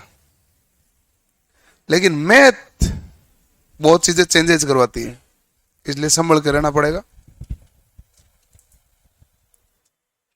थोड़ा सा ज्यादा घर पे पढ़ो और खेल केवल प्रैक्टिस का है। आप में से पीसीएम वाले कौन कौन है? ये हैं पीसीएम वाले, ओके। आपको एक एक्स्ट्रा बेनिफिट मिलता है। एक्स्ट्रा बेनिफिट इसलिए मिलता है क्योंकि आपके क्या है कि 11वीं 12वीं में बहुत रगड़ा खाया हुआ होता है भाई, बहुत पेन घिसे हुए होते हैं, बहुत डेरिवेशन किए होते हैं, बहुत न्यूमेरिकल किए हुए होते हैं। उसका यहां पर काफी सारा बेनिफिट मिलता है। एक तो आपको मैथ समझने में मिलता है, दूसरा एक सब्जेक्ट है वर्कशॉप कैलकुलेशन। बाकी दुनिया डरेगी, आप राजी होंगे कि ये तो क्या 30 क्यों 40 ही पूछो, मैं पढ़ाऊंगा मैं ही। लेकिन बाकी आपके पड़ोसी कहेंगे पता नहीं क्या इतना टफ आ रहा है, आपको लगेगा इसमें थोड़ा ज्यादा ही पूछना चाहिए सवाल, क्यों ये नंबर तो पक्के हैं। वर्कशॉप कैलकुलेशन वो है। तो पीसीएम वालों को फायदा इसलिए मिल रहा है क्योंकि उन्होंने 11वीं 12वीं माथाफोड़ी की है। आपको वो फायदा चाहिए तो आपको अब माथाफोड़ी करनी पड़ेगी, है कि नहीं है? तो मैं जैसे ये मशीन वाला भाग कंप्लीट करूंगा, मशीन वाले भाग कंप्लीट करने के बाद में मैं स्टार्ट करूंगा वर्कशॉप कैलकुलेशन टॉपिक, ठीक है। ट्रेड वो 20-25 दिन के लिए ट्रेड रुकेगी, क्योंकि वर्कशॉप कैलकुलेट पढ़ो वो भी 2 घंटे पढ़ानी पड़ती है ना। 30 नंबर का मैटर है सीबीटी 2 का पार्ट ए का। तो मैं सोच रहा हूं एक बार मॉड्यूल 1, 3 पूरा हो जाए, फिर फिफ्थ तो दूर अक्षर आके पढ़ा देंगे। फिर 2 और 4th है, वो दोनों ही छोटे ही हैं, कोई दिक्कत है नहीं। 2 भी छोटा है, 4th का तो परीक्षा में सवाल ही बहुत कम आते हैं, लेकिन उसको आराम से पढ़ लें, कोई दिक्कत नहीं। फिर हम पार्ट ए को पढ़ना शुरू करेंगे, लेकिन पार्ट ए को पढ़ने से पहले हमें जो चाहिए वो आपकी गणित से मुझे खास रुचि नहीं है, आपके गुणा भाग में रुचि है। आपको औसत आए, प्रतिशत आए कि नहीं आए वो आप जानो, लेकिन आपको गुणा सही होना चाहिए। गुणा, पक्षांतरण, वज्र गुणा, ये ज्ञात करना, ये गुणा करना, इसमें तकलीफ नहीं आनी चाहिए। इसमें तकलीफ आ गई तो वर्कशॉप कैलकुलेशन तकलीफ देगा। इसमें तकलीफ नहीं आई तो वर्कशॉप कैलकुलेशन बहुत अच्छी हो जाएगी। तो हमें केवल उसमें कैलकुलेशन से लेना देना आपकी, ऐसे नहीं एक सर ये तो बट्टा मांगे कैसे करेंगे गुणा, ये नहीं होना चाहिए। समझ गए मेरी बात को? मतलब मुझे बेसिक कैलकुलेशन से लेना देना रहता है उसमें, बाकी तो क्या होता है फिजिक्स के कॉन्सेप्ट होते हैं। इसलिए आप थोड़ा ट्रेड को भी पढ़ते रहे। हम एक नया चैप्टर शुरू कर देते हैं। भर्ती कभी भी आ सकती है, ऐसा है कि सरकारें हैं, भर्ती तो सारी सरकारें जारी करेगी और लोकसभा चुनाव और विधानसभा चुनाव की दृष्टि को रखते हुए जारी करेंगे। अभी एक्चुअल में आप देख रहे हो कि राजस्थान में बीजेपी वालों को कुछ मौका नहीं मिल रहा कि क्या किया जाए, है कि नहीं है? क्योंकि लोगों में अभी आक्रोश है नहीं सरकार के खिलाफ। तो बीजेपी ने पहले निकाला था जन आक्रोश रैली, उसमें लोग आए नहीं ज्यादा, क्योंकि लोगों में आक्रोश था ही नहीं। अब वो निकाल रहे हैं परिवर्तन रैली। मैं रियलिटी बताऊं भाई, ये जो है दिख रहा है ना, परिवर्तन रैली निकाल रहे हैं, उसमें भी ज्यादा लोग आ नहीं रहे। अब वो क्या कि तिगड़म में लगे हुए हैं कि लोगों को क्या मुद्दा बनाए, मुद्दा नहीं मिल रहा है। एक्चुअल बिना तो मुद्दे तो सरकार कैसे लड़े, किसी से लड़ने के लिए मुद्दा चाहिए होता है। अब उनको अभी तक मुद्दा मिल नहीं रहा, वो मुद्दा का सर्च अभियान में जारी है। पहले एक बार आपने देखा होगा, पढ़ा होगा, अब अगस्त में फिर सितंबर में हर महीने 3-3 रैलियां करेंगे मोदी जी। मोदी जी एक बार आए वापस आए नहीं, उन्होंने कहा भीड़ मुश्किल से आई है, एक्चुअल में आई है मामला। तभी मुद्दा नहीं मिल रहा, तो मुद्दा कुछ लाया जाएगा, कुछ बनाया जाएगा, है? डी ग्रुप और सी ग्रुप क्या है मतलब? आपकी loco pilot and technician vacancy C group में होती है, एनटीपीसी भी सी ग्रुप में होती है, रेलवे जेई भी सी ग्रुप में होते हैं, सारे सी ग्रुप होते हैं। केवल लेवल 1 जो ग्रुप डी नाम है वही ग्रुप डी में है, बाकी सारी भर्तियां किसमें होती है? ग्रुप सी में। गवर्नमेंट ने 2017 के सितंबर में यह कहा था कि अब से जो ग्रुप डी में जो भर्तियां आएगी उसमें आईटी अनिवार्य है। सितंबर 2017 में बोला। भर्ती आई थी फरवरी 2018 में, तो उन्होंने भर्ती के समय यही कहा कि आईटी वाला ही फॉर्म भर सकता है। फिर हुआ आंदोलन बहुत ज्यादा यूपी और बिहार में, रेलें रोक दी गई थी, 3-4 दिन रेलें बंद रही।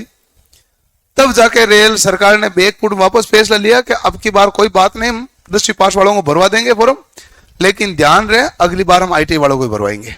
ये मई में नोटिस भी जारी किया उन्होंने, मई 2018 में नोटिस जारी किया। फिर उन्होंने एक और नोटिस जारी किया था, पता नहीं सितंबर अक्टूबर 2018 में, लेकिन जब मार्च 2019 में वैकेंसी आई तो वापस 10वीं वालों को फॉर्म भरवा दिया। हुआ तो यही है ना। अच्छा, उसके बाद अप्रैल या मई में वापस नोटिस जारी किया, हमने पिछले 2 भर्तियों में 10वीं वालों को फॉर्म भरा दिया, लेकिन आगे हम भरवाएंगे आईटी वालों को ही।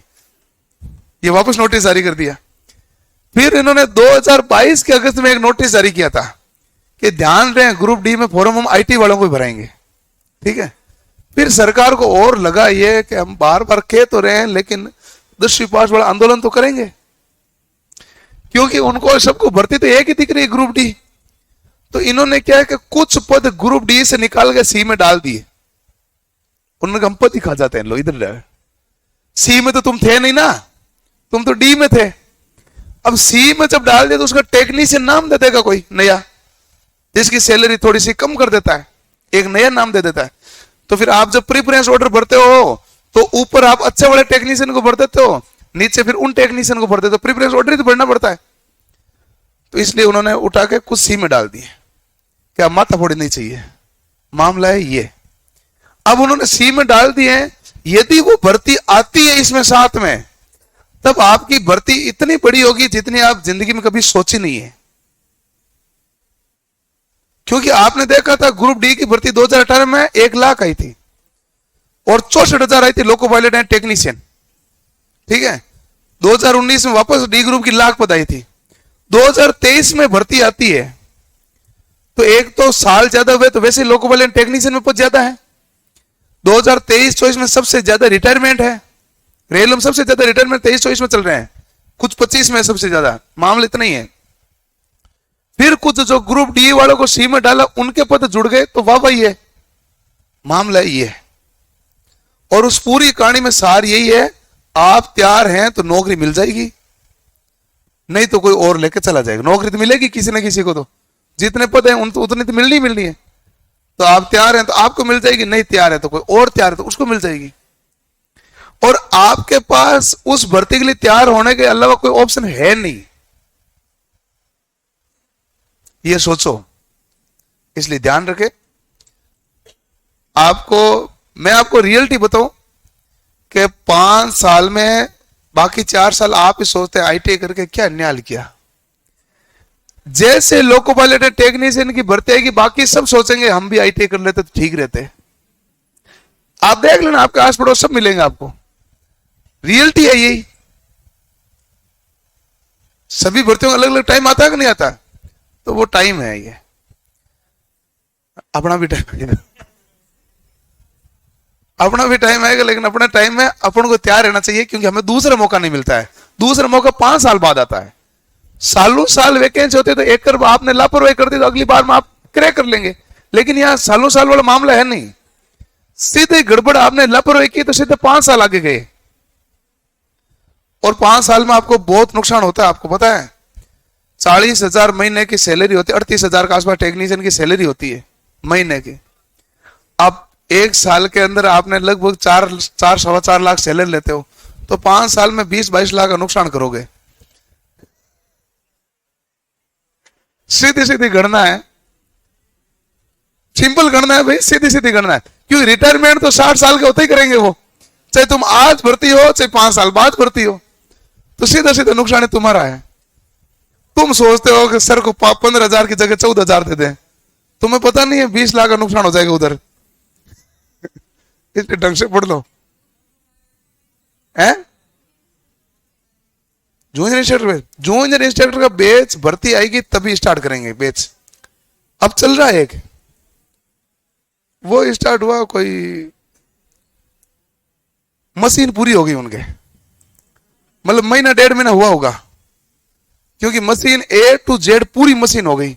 तो उनकी A to Z मशीन हुई तो महीना 1.5 महीना लगा ही है, 1.5 महीना हो गया। अभी जो एडमिशन आ रहा है उसके अंदर बैठ रहे, नया बैच कभी स्टार्ट होगा, जूनियर इंस्ट्रक्टर भर्ती आएगी तो टाइम रहेगा शाम का 3 बजे के बाद। लोको पायलट सैलरी तो अच्छी होती है क्योंकि इंसेंटिव बहुत अच्छा मिलता है। खाते में कन्फर्म 60-70 हजार के आसपास आ जाते हैं, अच्छे खासे मिल जाते हैं। वो फिर आपके ऊपर काम करने पर, आपकी क्षमताओं पर डिपेंड करते हैं। आपके लक्षण अच्छे नहीं है तो आपको वो मालगाड़ी दी जाएगी। आपके लक्षण अच्छे हैं तो पहले आपको पैसेंजर देंगे फिर आपको ये देते हैं ना भाई, ये रेगुलर ट्रेन देते हैं, फिर आपको इंटरसिटी दे देते हैं। तेजस तो प्राइवेट है, तो ये मामला है, वो आपके ऊपर डिपेंड करता है। नौकरी लगने के बाद में जो आपके कार्य पर डिपेंड करेगा ना, आपको क्या मिलेगा, तो आपके कार्य पर डिपेंड करेगा। आपके ढंग से अच्छे, बहुत अच्छे ड्राइवर हो जाएंगे तो आपको वंदे भारत देंगे। हैं गार्ड की तनख्वाह किसी गार्ड की 1 लाख नहीं होती है, 1 लाख बढ़कर हो जाती है। गार्ड भी तो आपके साथ इंसेंटिव लेता है। आप ट्रेन चला रहे हैं, ट्रेन लेट हुई तो आपको एक्स्ट्रा पैसे मिलेगा, तो गार्ड को भी तो एक्स्ट्रा ही मिलेगा। आपको लगता है कि वो गार्ड है, आपको पता नहीं है आप उस ट्रेन के ड्राइवर है और वो मालिक है।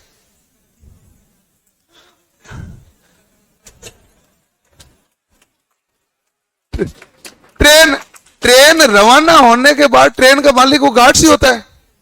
वो गार्ड्स नहीं होता, वो गुड्स गार्ड होता है जी, गुड्स गार्ड है वो। हाँ, तो गुड्स गार्ड है। ट्रेन जब इस स्टेशन पर होती है तो उसका मालिक ही स्टेशन मास्टर है, लेकिन रवाना हो गई तो आप ऐसे नहीं कि मर्जी से मैं स्पीड बढ़ा दूं घटा दूं, वो नीचे पीछे से सिग्नल दे देगा इधर कहां कहां तेज चला रहा, धीरे चला। ये उसके पास भी होता है, वो रिपोर्ट आपकी सबमिट कर देगा कि मैं बैठा था पीछे, ये तेज भगा रहा था, एक्शन लो इसके ऊपर। होता है ना, तो इसलिए चीजें संतुलित चलती है। कहीं ये लगेगा आप ही मालिक है तो आप भगा ज्यादा नहीं लाए इसे, इसलिए वो इस प्रकार संतुलित चीजें रखते हैं। तो गुड्स गार्ड तो बहुत खुद ही अच्छी अच्छी नौकरी होती है, बहुत अच्छी नौकरी होती है? सैलरी रेलवे में सबकी अच्छी होती है, सेंटर की वैकेंसी है, अच्छी सैलरी होती है, सब कुछ सुविधा अच्छी होती है रेलवे, ठीक है ना। सैलरी का माथाफोड़ इतनी ज्यादा नहीं है, सैलरी सबसे कम होती है वो ग्रुप डी है, बाकी सब में सैलरी अच्छी होती है। सैलरी किस में खराब होती है? आप बाकी स्टेट जूनियर इंजीनियर की तैयारी में रेलवे जूनियर इंजीनियर अच्छा कौन सा है? रेलवे।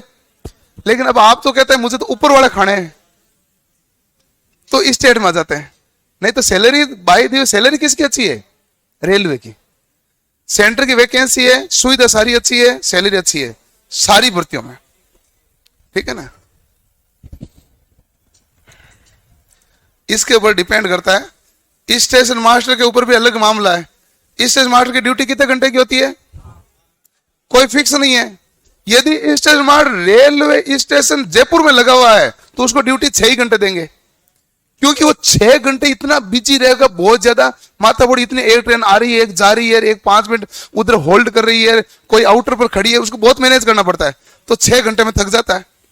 एक स्टेशन मास्टर जो कोई रिमोट स्टेशन पर है, वहां केवल पैसेंजर ट्रेन रुकेगी और बाकी ट्रेन केवल पास होगी, उसको ड्यूटी देते 12 घंटे की, कि तुझे क्या करना है पूरे दिन में, तुम 10 तो टिकट काटेगा, और टिकट कलेक्टर भी तू ही है वहां, यही तो है ना भाई, टिकट कलेक्टर भी तू ही है, और 12 घंटे तुम्हें ड्यूटी करनी है। मैं 2 स्टेशन मास्टर दे रहा हूं तुम्हें, एक स्टेशन मास्टर और अलग आएगा, जिस दिन तुम्हारी छुट्टी होगी उस दिन वो आएगा, तो वो 2-3 दिनों के बीच में मतलब अलग एक घुमा देते हैं, बाकी 12 घंटे ड्यूटी देते हैं। कि इतनी ट्रेनें इधर से गुजरेगी नहीं, तो बिजी थे किसमें? 12 घंटा बैठ। लेकिन अब जयपुर स्टेशन पर वाले को 12 घंटे नहीं बैठा सकते, क्योंकि वो 6 घंटे में इतना ज्यादा उसके ऊपर लोड हो जाता है कि वो आगे ड्यूटी कर नहीं पा रहा है, ये खुद जानते हैं गवर्नमेंट, तो इसलिए क्या देते हैं 6 घंटे।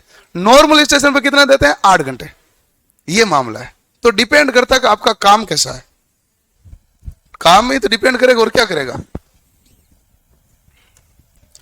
क्लियर? अगला मोटर का नाम लिख लो फिर।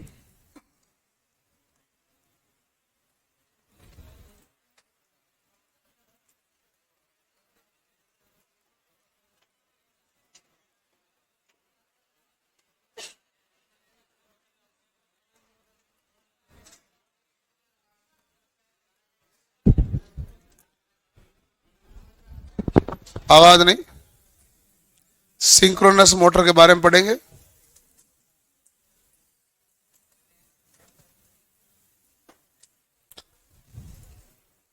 सिंक्रोनस मोटर, ठीक है।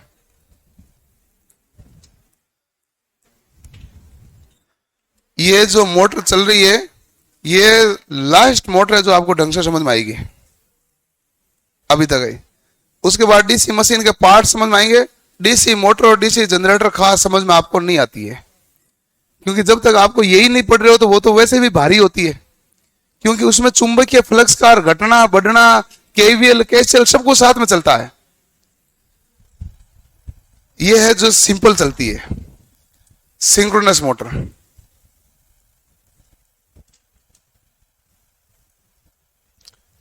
ये इसकी गति क्या होती है भाई? नियत।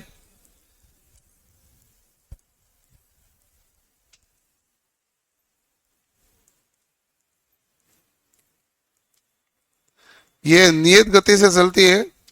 अतः कौन सी मोटर है? तुल्यांकी।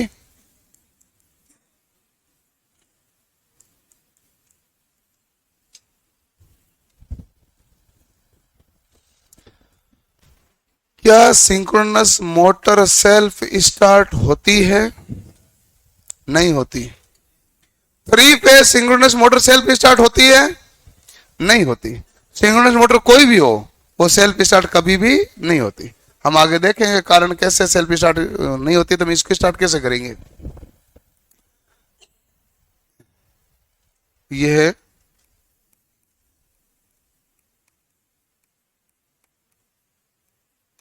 सेल्फ स्टार्ट नहीं होती। ठीक, ठीक बात है। सेल्फ स्टार्ट नहीं होती है तो बताओ प्रारंभ में रोटर की गति क्या होगी? 0। और जब सेल्फ स्टार्ट नहीं होता तो प्रारंभ में रोटर की गति क्या होगी? 0। प्रारंभ में रोटर की गति 0 होगी तो स्लिप का मान क्या होगा? ns माइनस nr बटा ns। तो nr तो बराबर क्या हो जाएगा? 0। तो बराबर क्या जाएगा? 8। सेल्फ स्टार्ट नहीं होती तो प्रारंभिक टॉर्क भी क्या हो जाएगा? 0। ठीक है।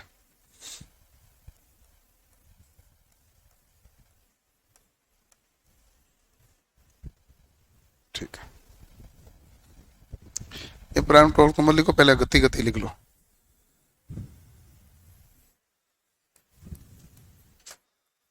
जब मोटर सिंक्रोनस गति पर चलती है, सिंक्रोनस गति का मतलब यह हो गया कि रोटर की गति चुंबकीय फ्लक्स की गति के समान होगा, तभी तो गति क्या हो गई? नियत।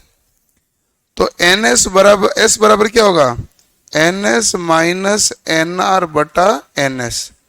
ns और nr बराबर क्या हो गया? 0। तो स्लिप का मान क्या आ जाएगा? 0। सिंक्रोनस गति पर स्लिप का मान 0 है, लेकिन प्रारंभ में स्लिप का मान क्या है? 1।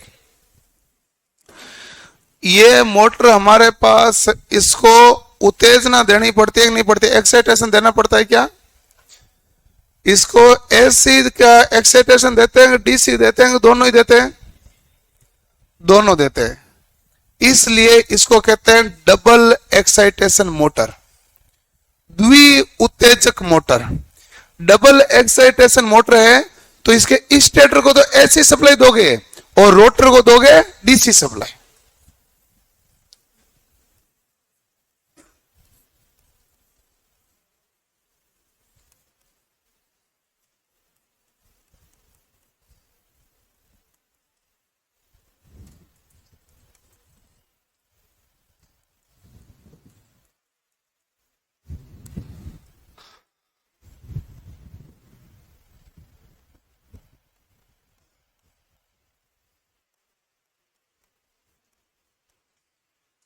डबल एक्साइटेशन का मतलब क्या हो गया भाई?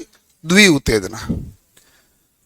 द्वि उत्तेजना में आप कहेंगे कि स्टेटर है, इसको तो आप क्या सप्लाई देंगे? एसी।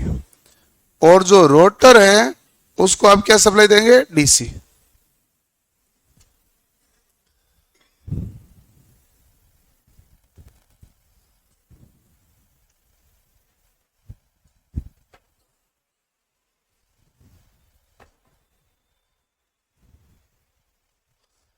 अल्टरनेटर होता है वो एकल उत्तेजक होता है। इसकी संरचना किसके समान होती है? अल्टरनेटर के समान।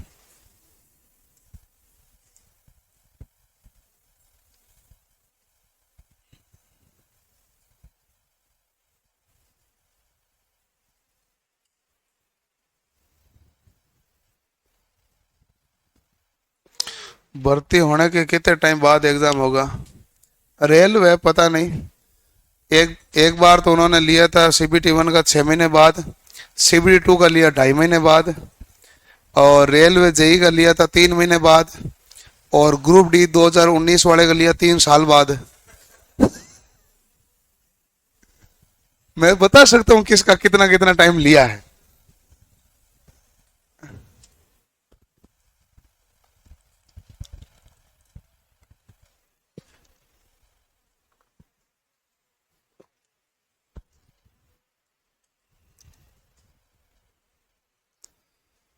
जब पेपर अच्छा आता है तो कट ऑफ ज्यादा नहीं जाती है, लेकिन वो कट ऑफ पार करने मुश्किल होता है। जैसे आपने ग्रुप डी में देखा होगा, ग्रुप डी 2022-19 वाली भर्ती थी जिसकी 2022 में परीक्षा हुई, उसकी कट ऑफ ज्यादा कहीं नहीं गई, लेकिन वो कट ऑफ पार करना बहुत मुश्किल हो गया था क्योंकि पेपर का लेवल बहुत अच्छा था। पेपर का लेवल कोई भी बढ़ा सकता है, घटा सकता है, क्योंकि पेपर कौन करवा रहा? टीसीएस। सवाल बनाता भी कौन है? टीसीएस। टीसीएस अपने पैटर्न में कई बार बदलाव करता रहता है, ये भी ध्यान रखना पड़ता है। करता है ना भाई। अब की बार जो रीजनिंग आई है एसएससी कौन सी हुई अभी, सीएचएसएल हुई नहीं, इनमें बहुत अच्छे लेवल की रीजनिंग है। देखा सीएचएसएल हुआ अभी, तो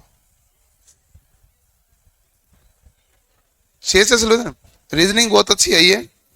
पैटर्न में बदलाव करते रहते हैं, तो ध्यान रखें भाई। लिख लिया। तो सिंक्रोनस मोटर कौन सी होती है, वह मोटर जो नियत गति से चलती है उसे तुल्यांकी मोटर कहते हैं। जो नियत गति से चलती है,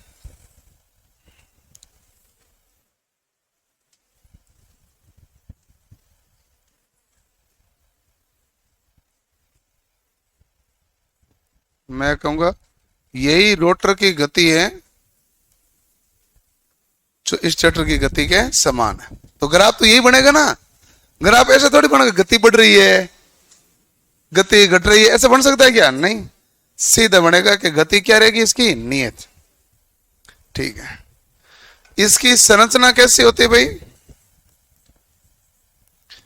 3 फेज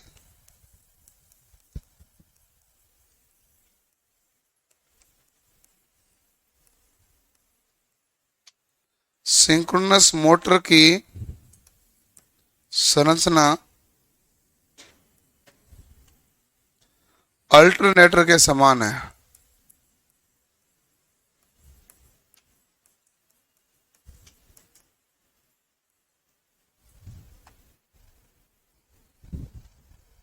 संरचना कैसे है, अल्टरनेटर के समान। अल्टरनेटर जो खुद होता ना वो एकल उत्तेजक मशीन है,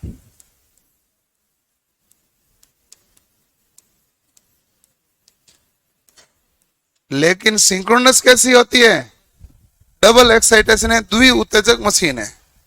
उसके स्टेटर में आप एसी सप्लाई देंगे, रोटर में आप क्या सप्लाई देंगे, डीसी, तब वो गति करना प्रारंभ करता है, नहीं तो वो गति प्रारंभ नहीं करता है। हाँ, अल्टरनेटर एकल से काम कैसे चल जाता है, क्योंकि दो अलग अलग चीजें हैं। सिंक्रोनस मोटर क्या काम करेगी बताओ, ठीक है। अल्टरनेटर क्या करेगा विद्युत में, तो इसको दो उत्तेजना देनी चाहिए।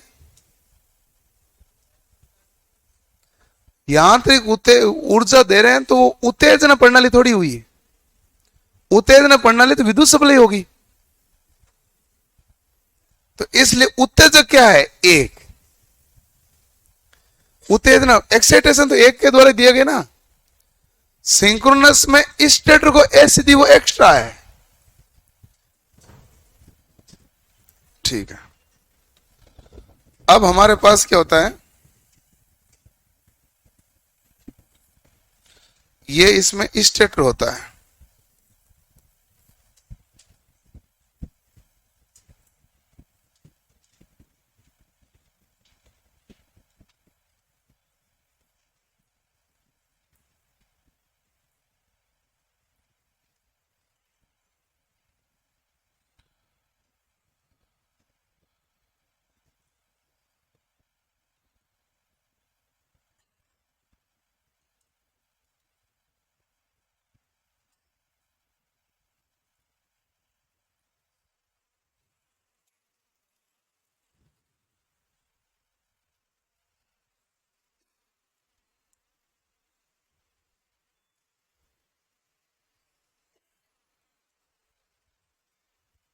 ठीक है।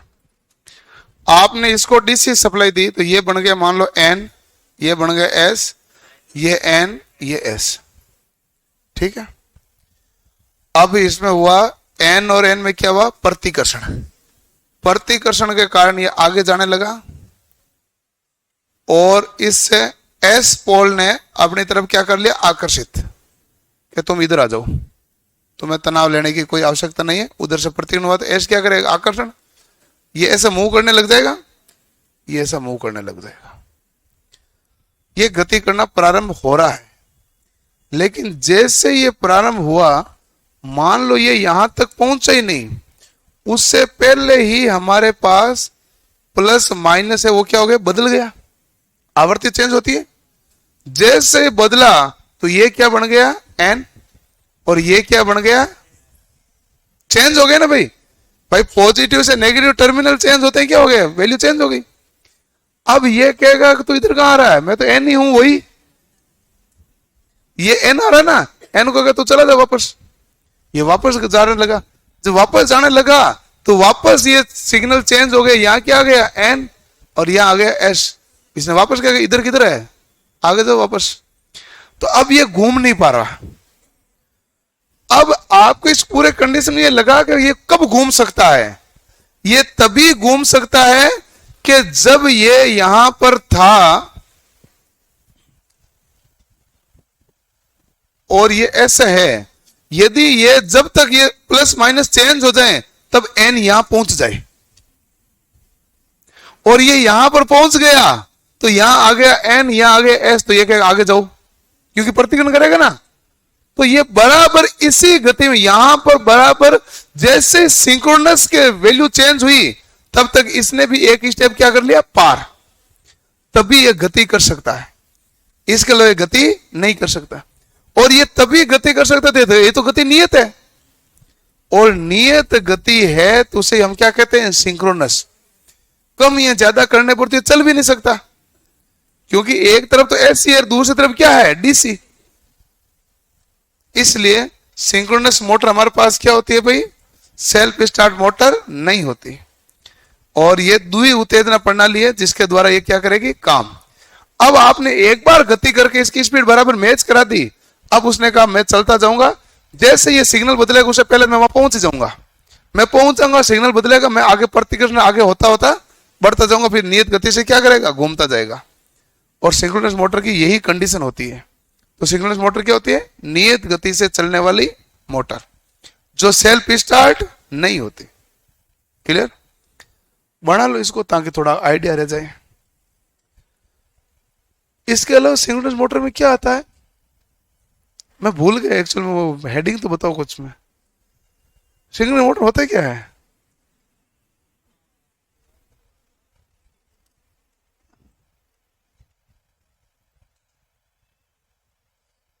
रोटर तो वहीं बता दिया, इधर बताना क्या मतलब निकलेगा, सैलिएंट और सिलेंड्रिकल है, रोटर तो सेम ही है।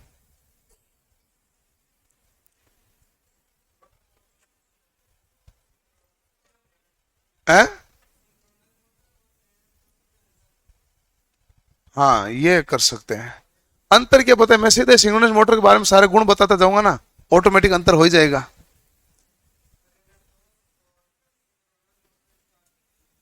हाँ स्टार्ट करने विधियां तो हो गई, पोनी मोटर हो गई, एक स्लिप रिंग इंडक्शन स्टार्ट, और सिंक्रोनस रन मोटर बता देंगे। सबसे पहले आपने जो अंतर बताया ना, वो अंतर ही बताना है, समझ गए मैं, क्योंकि इसका खुद का कुछ है ही नहीं ना, इसमें खुद में कुछ है ही नहीं खास।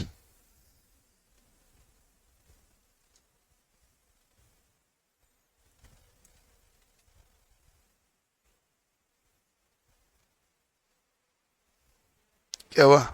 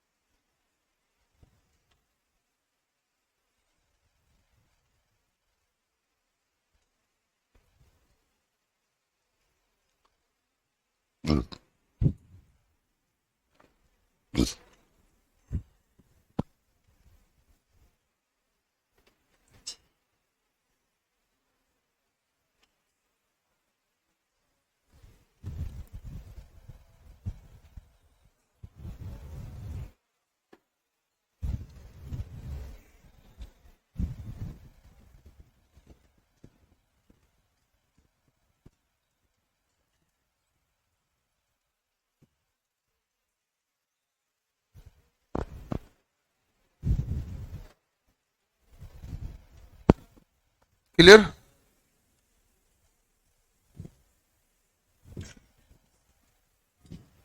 ओके।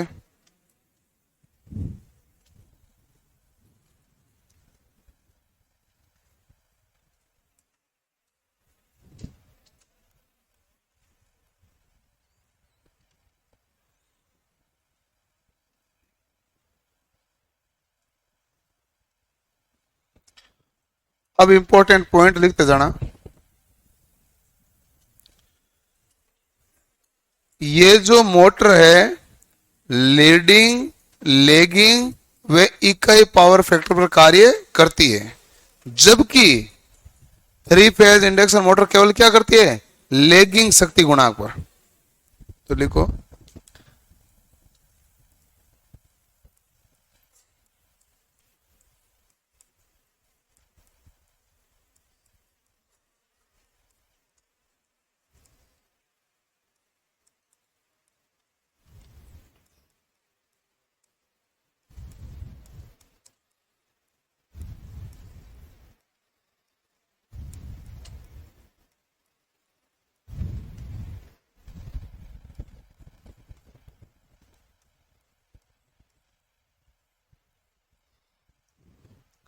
लीडिंग पे तो करती है कंडेंसर के रूप में,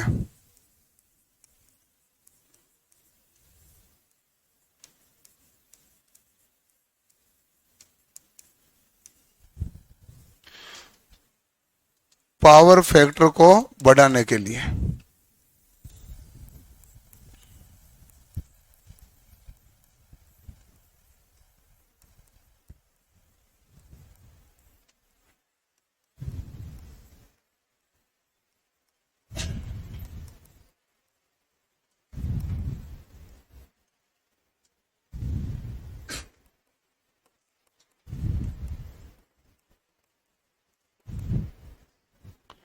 ठीक है, ये हमारे पास लीडिंग, लेगिंग व इकाई शक्ति गुणांक पर कार्य करती है, जबकि हमारे पास थ्री फेज इंडक्शन मोटर जो होती है वो हमारे पास कहाँ काम करती है, तो थ्री फेज इंडक्शन मोटर केवल लेगिंग शक्ति गुणांक पर कार्य करती है।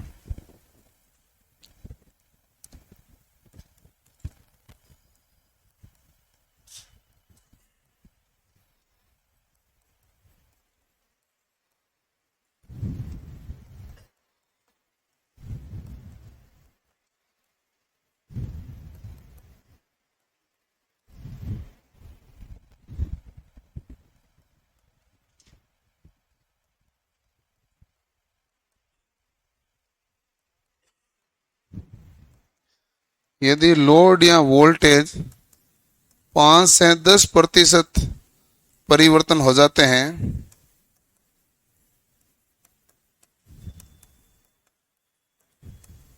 तो मोटर बंद हो जाएगी।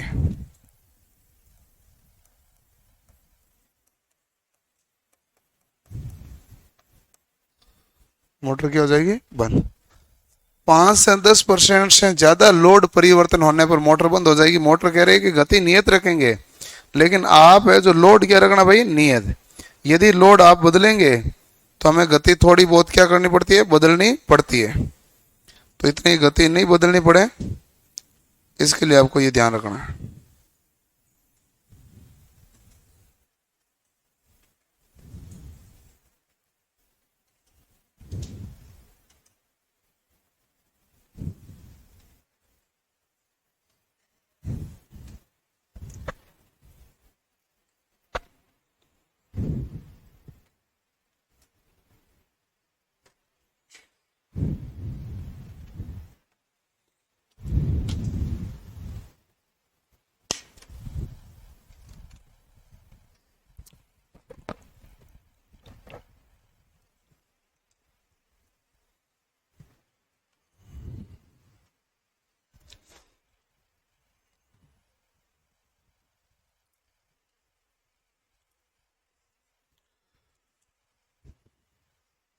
पारेषण लाइन के ट्रांसमिशन में है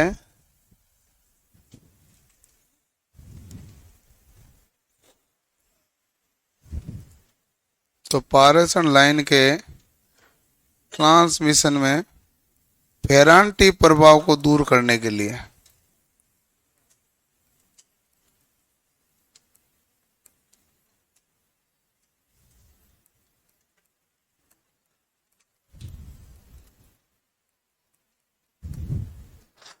फेरांटी प्रभाव होता है कि जब लंबी दूरी पर पारेषण किया जाता है तो कैपेसिटिव गुणों के कारण वोल्टेज बढ़ जाता है। यहां से भेजा 11 केवी था, आगे 11.5 केवी पहुंच गया। यह होता है लंबी दूरी पर पारेषण। लंबी दूरी 80 किलोमीटर से अधिक होती है। 80 किलोमीटर से अधिक दूरी पर जब पारेषण किया जाता है तो फेरांटी प्रभाव के कारण वोल्टेज का मान चेंज हो जाता है। इस दोष को दूर करने के लिए हम किसका करते हैं भाई, लैगिंग पावर फैक्टर पर कार्य करवाते हैं। यदि हमें पावर फैक्टर बढ़ाना है तो इसको कंडेंसर के रूप में कार्य करेंगे। वो क्या होगा, लीडिंग। लीडिंग होगा ओवर एक्साइटेशन होगा, लैगिंग होगा अंडर एक्साइटेशन होगा, इकाई होगा वो क्रिटिकल एक्साइटेशन होगा। वो हम आगे लिखेंगे, आगे पढ़ेंगे बाद में, ठीक है। लिख लिया। गति लगभग नियत होती है, लेकिन लोड और वोल्टेज बदलना नहीं चाहिए। आप कहोगे गति नियत है, लो मैं वोल्टेज घटा देता हूं, तो 5-7% घटाओगे तो कोई बात नहीं, ज्यादा घटाओगे तो बंद ही हो जाएगी। ये कह रहे धीरे नहीं चलूंगी, होंगी तो फिर सीधी क्या होंगी, बंद। लोड भी यही है, आपने लोड परिवर्तन कर लिया, लोड बढ़ा दिया 5%, 10%, तो ये कह रहे यहां तक तो चला लूंगा। आप उसे ज्यादा लोड बढ़ा रहे हैं। उसने कहा नियत गति में चलने की बात हुई थी, गोचे करने की बात नहीं हुई थी, है कि नहीं। नियत गति में चलेगा, आप लोड ज्यादा चेंज करोगे तो ये चल पाएगी क्या, नहीं। ये कह रहे नियत गति चलेगा लेकिन लोड परिवर्तन मत करो। फिर भी लोड परिवर्तन होगा, 5 से 10% तक एडजस्ट हो सकता है, उससे ज्यादा एडजस्ट नहीं हो सकता। उसके बाद मोटर सीधी क्या हो जाएगी, बंद। मोटर धीरे नहीं चलेगी। मोटर किसी भी सूरत में धीरे नहीं चलेगी, ये ध्यान रखना। मोटर यहां तो सीधी सीधी नियत गति से चलेगी, नहीं चलेगी तो सीधी क्या होगी, बंद। इसके और कोई कंडीशन है ही नहीं। क्या हुआ,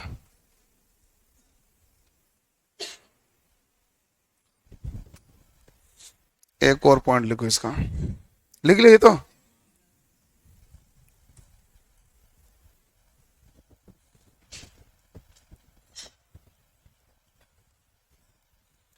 इसमें उत्पन्न होने वाले हंटिंग दोष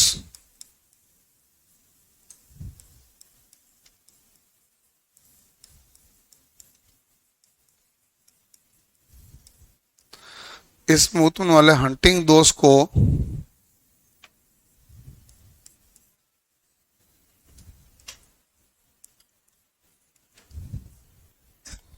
दूर करने के लिए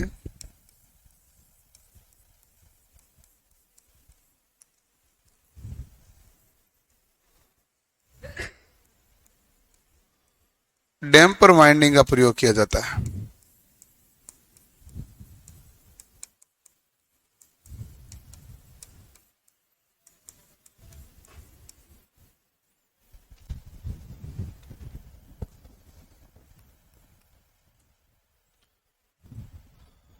तो डैम्पर वाइंडिंग का प्रयोग क्यों करते हैं, तो आप कहेंगे यांत्रिक संतुलन बनाए रखने के लिए। इसका मतलब इस दोष के कारण क्या होने लगे, मशीन में कंपन, वाइब्रेशन होने लगे ना। तो आपने कौन सा इसके निवारण के लिए कौन सी वाइंडिंग की, डैम्पर। तो डैम्पर वाइंडिंग ने क्या किया, यांत्रिक संतुलन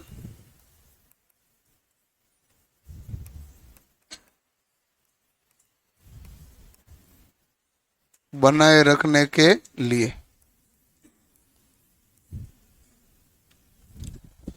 यांत्रिक संतुलन बनाए रखने के लिए कौन सी वाइंडिंग की जाती है भाई। तो आप कहेंगे यांत्रिक संतुलन बनाए रखने के लिए हम वाइंडिंग करते हैं, उस वाइंडिंग का नाम है डैम्पर वाइंडिंग, ठीक है।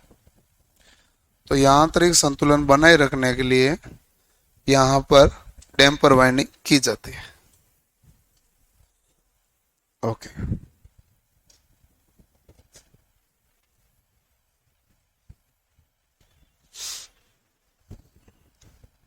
और कोई खास बात। अब इस डैम्पर वाइंडिंग को कहां स्थापित किया जाता है, इसे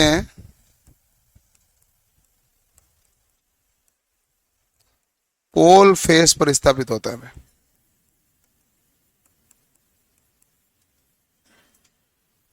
इसे कहां पर स्थापित किया जाता है, पोल फेस पर। एक लाइन लिख लेना। डीसी मशीनों में यांत्रिक संतुलन के लिए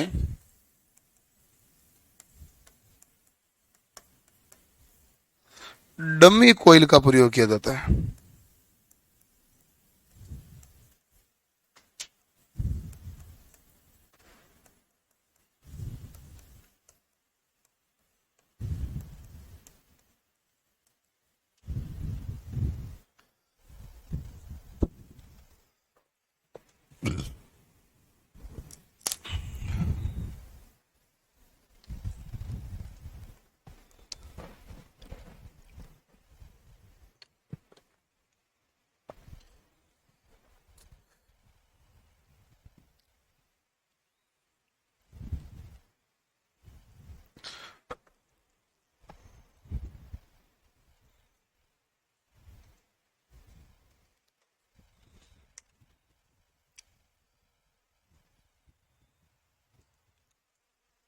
क्लियर?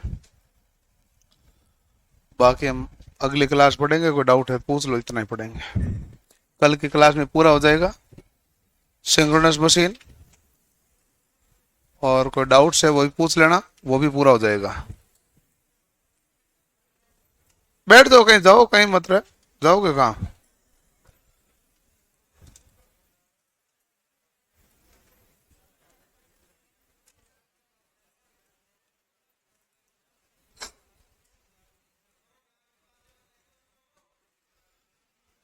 ज्ञान की बातें मैंने बता दी पहले ही।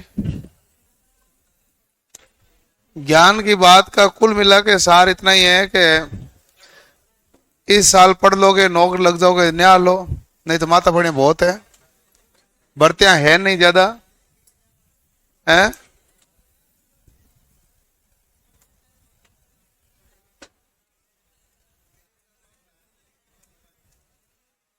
क्या टी शर्ट आपको चाहिए तो भाई आपको ब्लड देना चाहिए था, तब तो तू चल नहीं रहा था, हैं? हाँ तो खराब है तो फिर बैठा रहे, ऐसा थोड़ी होता है।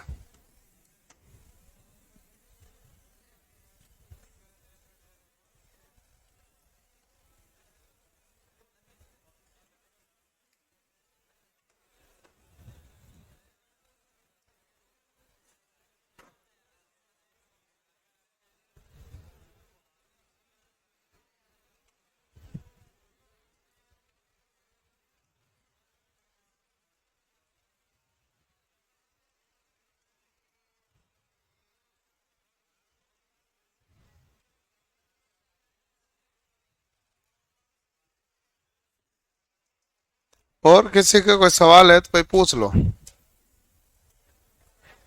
कोई भी डाउट है तो। नहीं है? क्या डाउट है? डाउट है नहीं क्योंकि आप पढ़ते नहीं हो, पढ़ोगे तो डाउट आ जाएंगे। घर जाके पढ़ोगे, आज से पढ़ोगे, इसका मतलब पहले नहीं पढ़ते थे। पढ़ लो रे, लास्ट में क्या है कि जब भर्ती आती है ना तो आपको ऐसा लगेगा अचानक से एकदम से आ गई। आप गणे 4 महीने पहले आए हो, लेकिन जिस दिन भर्ती आएगी उस दिन आपको यही लगेगा एकदम से आ गई। और फिर 4-5 दिन भर्ती आने के बाद 5-7 दिन तो सारे मुझे तड़ेंगे, ये कोर्स कब पूरा होगा? 5-7 दिन तक सवाल रहता है, उसके बाद वो सेटल हो जाता है, हाँ कोर्स तो अपने हिसाब से चलेगा। ठीक है? जैसे आती है ना अभी कोई भर्ती आई, जैसे मान लो जीडीसी की भर्ती आई या एमपी मेट्रो गई, मैं बैच स्टार्ट करूंगा, पढ़ाने लगूंगा, ये तो बहुत धीरे चल रहा है, कोर्स कब पूरा होगा? जबकि कोर्स किसी भी एग्जाम से पहले पूरा होता ही होता है, लेकिन शुरुआत मुझको लगता है ये फटाफट ही हो जाए। कोर्स की अपनी गति रहती है।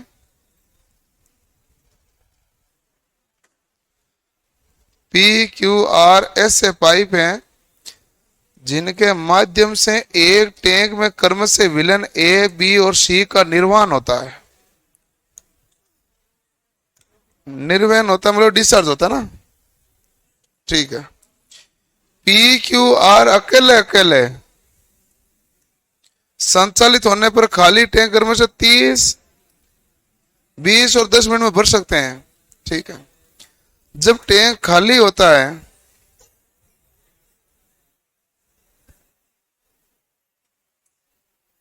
Through with solution ABC or discharge into a tank respectively.